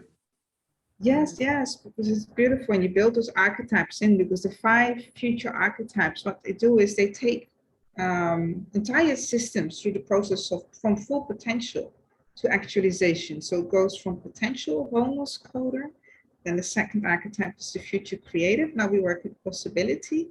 Then the next one is evolutionary catalyst. That's when we're working with the evolutionary consciousness and the building the capacities. We are working to build the imaginal organs, and then into the pattern weavers, and then into new paradigm storytellers, so that it takes it really from that potential state in these 5 states and stages, and that's what we built in with Hyper as well. And that's also in the Seeds Constitution. We have these 5 archetypes, and it works, it's just beautifully, and that's the same elemental process is building that. So if you can put that into the game, I think it works really, really well. Yeah. Well, that is, you know, I've read about that in the, you know, I've read about the on your site, discussed it at length with Sherry, and also in the Haifa handbook, with in there. So I love the model, and I think it's like very like actual, you know, it's like fractal truths. It's what we call dragon eggs in the game. Dragon eggs are like dragon eggs. We've got in our story a cosmic dragon. Cosmic dragon egg? The cosmic dragon that teaches people the lessons of the higher heart. Oh, well, that's why we call it a dragon egg. That's why, because a dragon egg is like an Easter egg, only this is in the infinite game. And so the dragon egg is a fractal truth. And it's like We're all getting the same information, guys, right? we are witnessing real time the matrix is breaking. It's like you guys weren't supposed to meet. Like, yeah, oh, that's so good. Cosmic dragons, yeah, exactly. Like the, you know, it's Because they teach lessons of fire. Because it's in our story, what we're doing is that it's only the dragon. So the fire that comes from the heart of the dragon is unified. That's why it teaches that. So it also helps to teach humanity about the true purpose of the alchemy fire. Is the only fire that doesn't burn. It's the fire that transforms. And the dragon heart holds the higher moral codes, which are the Grail codes. That's also coming from alchemy, which I've learned about from my mentor at Schumacher College, and like also Jung's work. And I'm trying to remember where there's a book by Jung that wasn't published about alchemical process. Yes, so he's shared that with me. So that's very cool. A very cool connection. Yes. Exciting. I'd love to. I haven't had a chance because we've just met. I haven't kind of come across either of your work before, so I haven't read anything. But I will read all that I can because I'm really excited. So same. Likewise. Yeah, we're sharing here. So you've got dragon eggs. Yeah, dragon eggs. They're basically, so I mean, there's lots and lots. Like the game is like a kind of world of like stories. Like there's, you know, stories like from billionaires to billions of heirs, and stories from like family karma to planetary dharma. Like we're layering in, you know, structures, because I'm like listening to so many people's. There's like, another one, Mother Earth to Lover Earth. And that one's really deep. I heard it first with Charles Eisenstein, but it's changing the relationship from like. Say again? Is it from Joanna Macy? Great. I just heard Charles Eisenstein mention it, so I don't think he was claiming it either.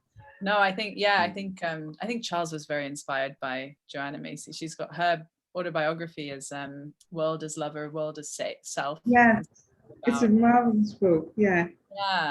So the work, the Moral Imaginations work is like a very much descendant of Joanna Macy's work, the work that reconnects. And so I trained with Joanna in 2016 and since have stayed in touch with her. And so she's been a mentor to me, and then this process, and she introduced me to the term moral imagination. So that's like, it's very connected to her and her, you know, and her opening the portal for me to the future generations. And so Moral Imaginations works with 3 pillars. We also have a 4-day imagination lab. So it's also 4 days, which I just like, I love. It's like, what? This is where are you based, Phoebe? I'm in Devon in the UK. Lovely. Yeah, cool. But I'm often in London, and I'm also very keen to get out of the call to action. Come and visit in Ibiza. Not Ibiza yet, unless we're doing it in the summer. So come over for a weekend or something. I love that. Can we bring Anneloes? Come in Ibiza. Wow, that's beautiful. That's not far away at all. Yeah, no, it's very easy to get here. So it's and it's like we do come for a game. It would be a delight to go through the experience with you. And Rieki, I was going to ask, I don't know if before your son comes, whether you might like to be here during New Year timeframe. My heart. I think it might be hard, but I love you, but I'm here kind of nesting with my wife and creating a nice little container for him. So I could imagine. We've got several different friends, like system changer friends. Ruben's coming with his family, and so we're just getting some brothers. Jurgis is coming with his family, and so we're just having like a beautiful family with their friends' children. So I have this dream for raising my kids, and I don't want to send them to public school or anything. I want them to get educated. They're just going to all these village startups and meeting all of you and just talking with different people and connecting with the world and seeing different regenerative village projects and what they're doing to heal the soil, reconnect with earth, like how they've learned to talk to their plants and what the signature of plants is to them. Like there's so much the new civilization needs to learn, that I want them to like be able to experience that through. So that's what I'd love to do with all of us here on this call, and everyone else wants to join us, is converge in physical places and bring everyone together. And we have a celebration ceremony festival. You know, during the day, we're physically planting food, we're connecting with the earth, you know, we're having workshops on what the Renaissance is, moral imagining, you know, up game, all of that's happening. And then at night we dance and sing around the fire and be tribal and connect, you know, and then we just, you know, bring in the new world through celebration and ceremony and festival and party, because why not? I love it. Love it. And what could be really great is this might come off as, you know, a lot of privilege, and it is, and let's recognize that. But as we converge in places, if we're helping with locals, let's make sure we're including them, so we can have like a 50-50 mix of people who are indigenous to the place versus people who are coming in. So there's that inter-exchange there. And last piece I want to keep planting, as we're visioning it all right now, is the villages. I want like a certain percentage for every village to consider giving it to people who aren't bringing anything up front. So I think this is how we can really solve, you know, the homelessness and poverty crisis. We don't solve that by putting people who are stuck in that mindset all in the same building together and being like, be a community. No, that creates the ghetto. We do it by, you know, fractaling it out and bringing them to communities that can shift that mindset and, you know, support them, and they could be integrated into a loving community. And they're incredible members of a community too. So I'd love every community to consider that in their model, is to, you know, make space to actually solve that problem. Yeah, I mean, it's almost like not even a problem if you reframe it from being a problem to solve to just being like an opportunity. That's resource distribution. It's like we just need to like, it's like solving the problem on that level, right? Because it's not actually like there. Yeah, there. It's such a framing that we've been given, right? I didn't mean to silence you, Rieki. I think you're amazing at everything you say. That voice was perfect. Please keep going. Yeah, that's such a beautiful, and also refugees, and yeah, thinking about that fractal integration. How does that work? One moment, I'll be back in a second. Someone's knocking on my door. Oh, Rieki, I mean that is that's very much like the culture that I think we want to prototype here in Ibiza, and would love to discuss one particular one, which is Can Joy, which is like a major, it's a 40-year project that's starting here. It's got absolutely amazing team. They've already raised substantial funding to kick it off. And it's a community project to create a world-class, like year-round kids immersive experience adventure into the best possible future. And like it's like a summer camp for kids, but it's like super hands-on and immersive, and like using the latest like technology, as well as like lots of time out in nature. And it's an amazing place. And so I'm joining it. It's called Can Joy.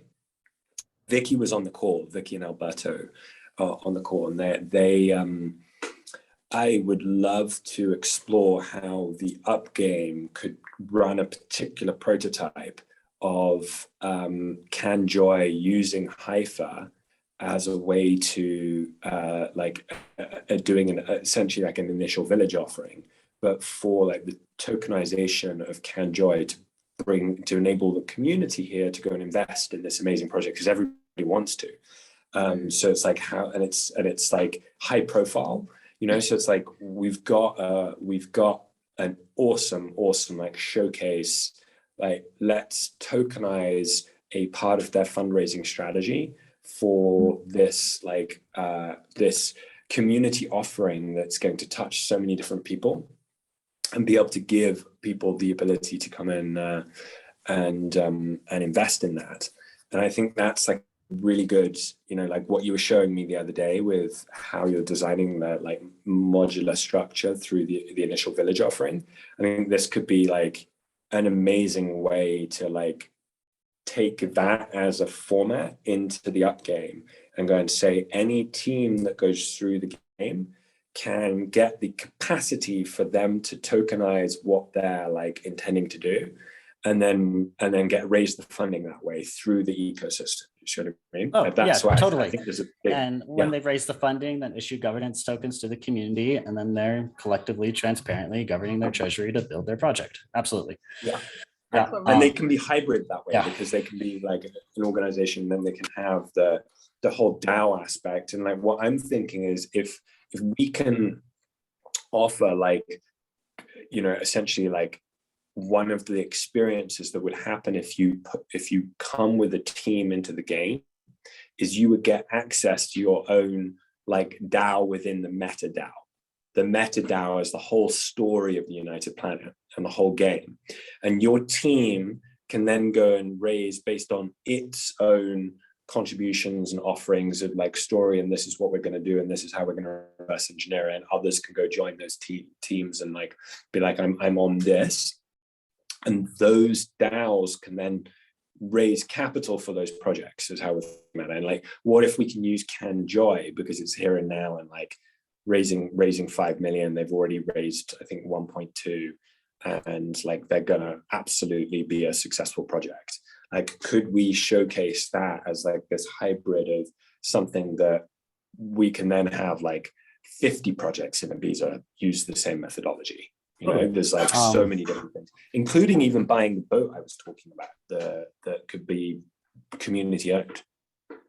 This is exactly what Rieki was saying. You were literally saying this to me in the conversation we were having before. He was like, everyone should go through this like same experience of like the game and moral imagining and the futures, and then that's like the onboarding to the DAO, to the village DAO. But Rieki, it seems like you're also already talking from the future, both of you. So we're obviously on the same team here. So, well, so I want to pull on your collective wisdom here. We have a dozen epic projects that would all be great. Do we converge on one, and then do we have to select one, or do we try to do all 12 at the same time? I have an idea. Yeah. Why don't we run a game with the 12? So you have a representative from each one. Tell their story from 2030. Which 12? And we're going to say we're going to run this as an experience.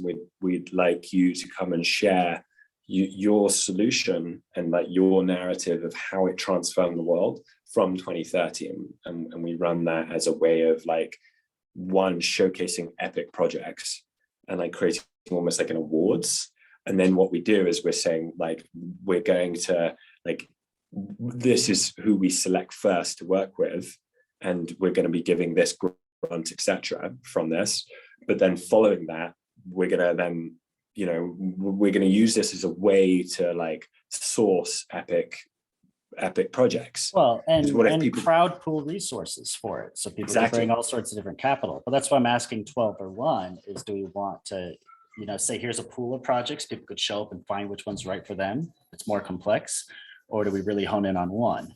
And what I mean by projects is, like, for example, Michael Mayo, he's in New Zealand. He has this resort, epic project. The lodge is gorgeous. It could house, 15, 20 people really comfortably and beautifully already. There's plenty more land to do tiny houses and other village houses and et cetera, and grow food and all that fun stuff. Cool. So he would come and present his project.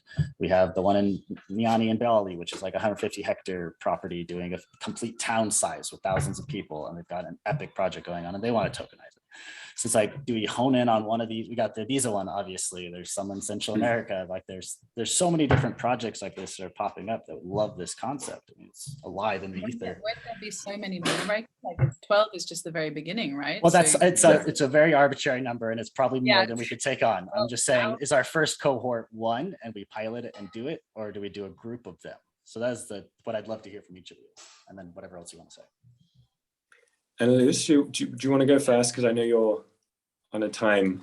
I've got to go soonish as well. So, but yeah, please. I think it's important to, if you create the fractal first and do it well, really build that coherence, and then through that you create a pattern. But by design, you make sure it's diverse. So that and I always work with either 13.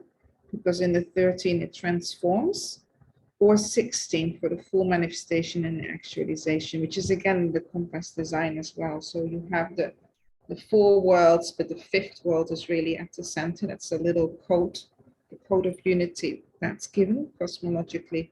And then in the final, the fourth kind of ring is then there's the 16 coordinates there, which is then the full manifestation, because you have the quadrant 4 times 4.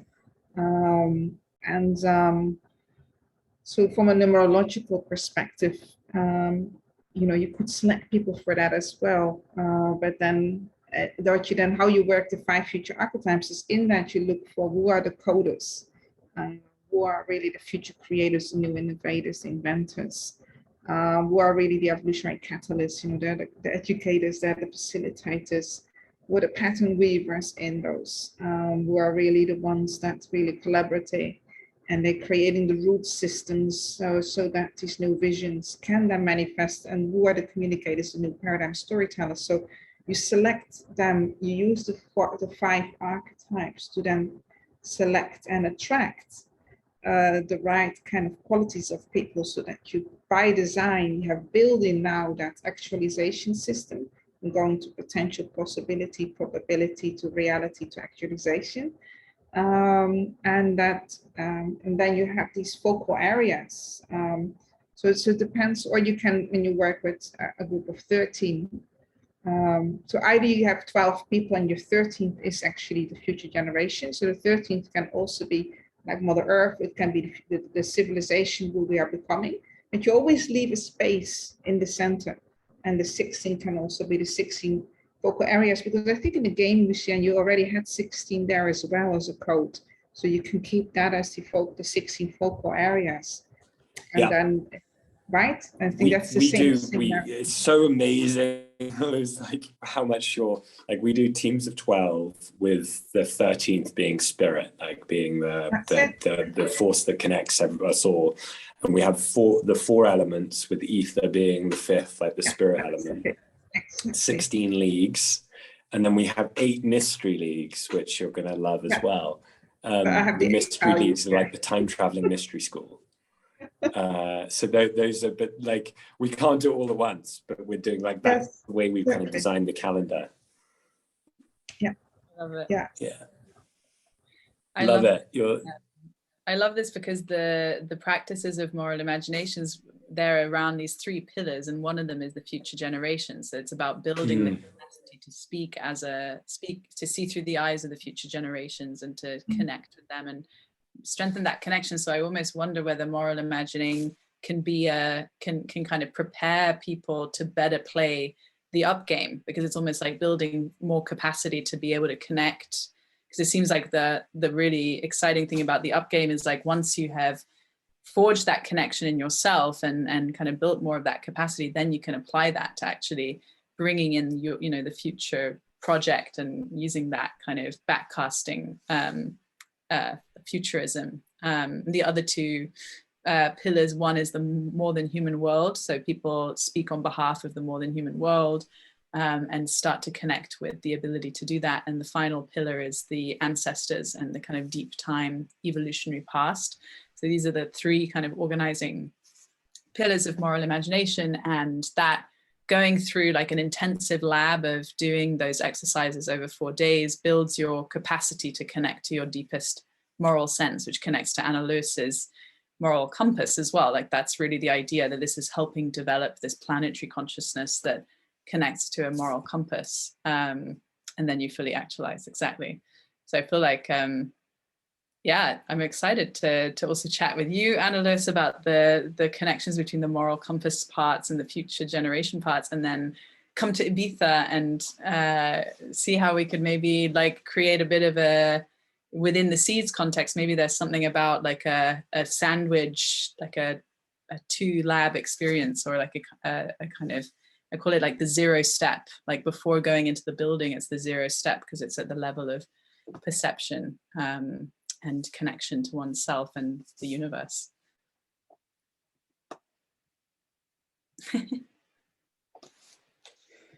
Yes, please. So good. All right. Well, what I'm hearing then, I'm interpreting for my own answer, is that we do 12 villages, with the 13th being the conjoined village they're all creating together, which is like the new path for the next generation to be able to take, you know, based on our collective learnings.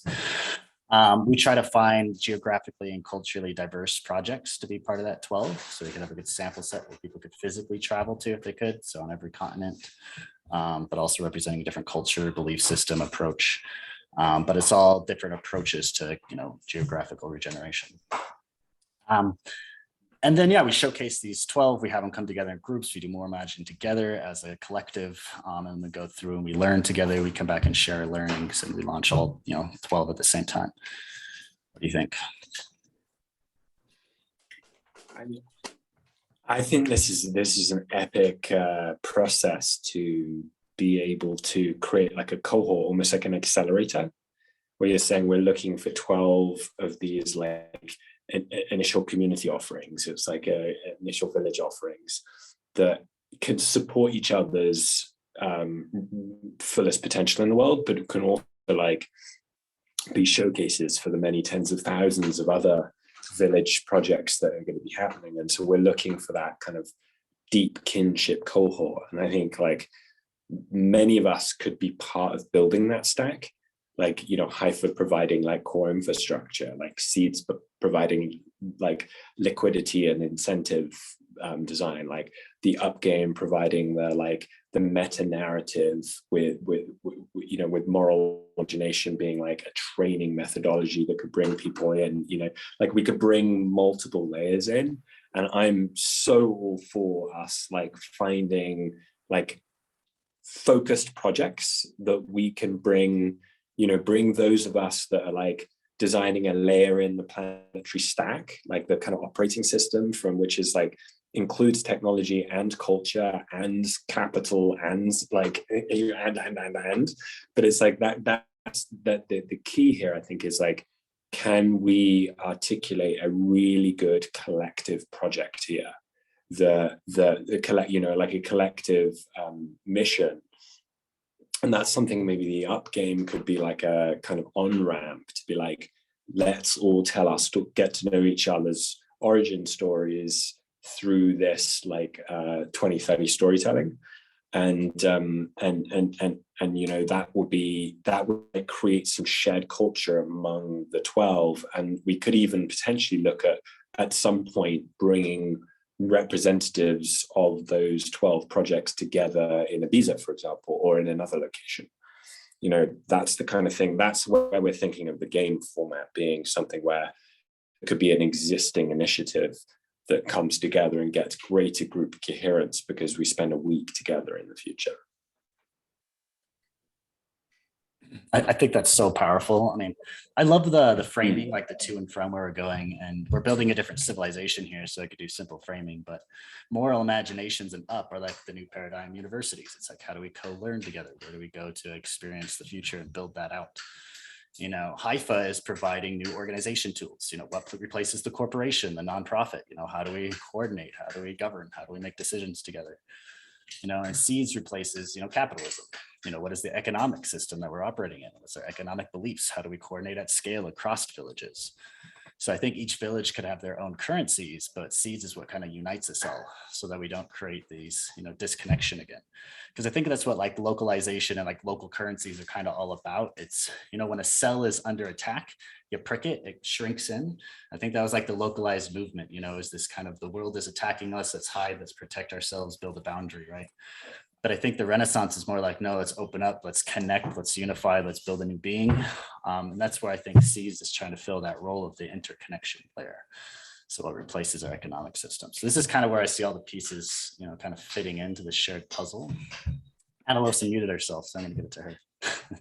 I think what you just said is very powerful, Rieki, because this is imaginal discs are coded to link up to become imaginal cells. And they're coded to do that in extreme situations. When the caterpillar body is breaking down, when it's starting to cocoon. So that what you see is in the people in which the future human potentials from this new era are activated, they have a completely different response pattern to stress and to breakdown and to collapse. And that's what you want to nurture, and that's what you want to then help to coordinate that. So I think what you just said is really, really essential. And that's not made conscious enough for people in this transition time. So I love that.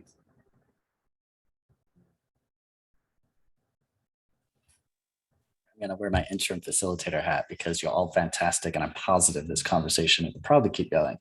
But I recognize it's probably late for some of you.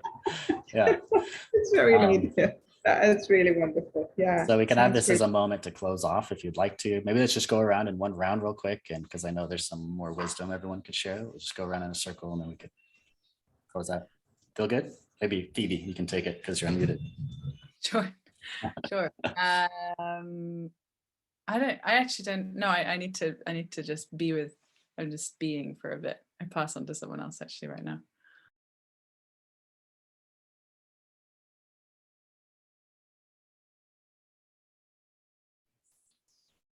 Okay, I'll take it back then.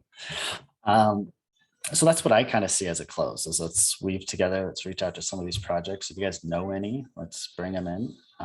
Maybe we can create a form and people can apply for it. So that's actually what I'm going to do, is create like a type form. So if you have any questions, that would be great to ask one of these projects that are applying to be part of this first cohort, just send them my way. And maybe we could work together on creating that form. So we might, if we really want to. We lost you.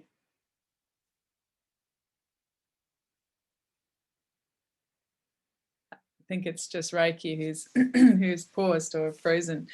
I had yes internet issue. I just had a question about the 12. So what I had understood is that these are 12 kind of village projects that Haifa is helping at the moment, you know, giving some of the core infrastructure and advisory, and Lucien, just as a context piece, like I actually was first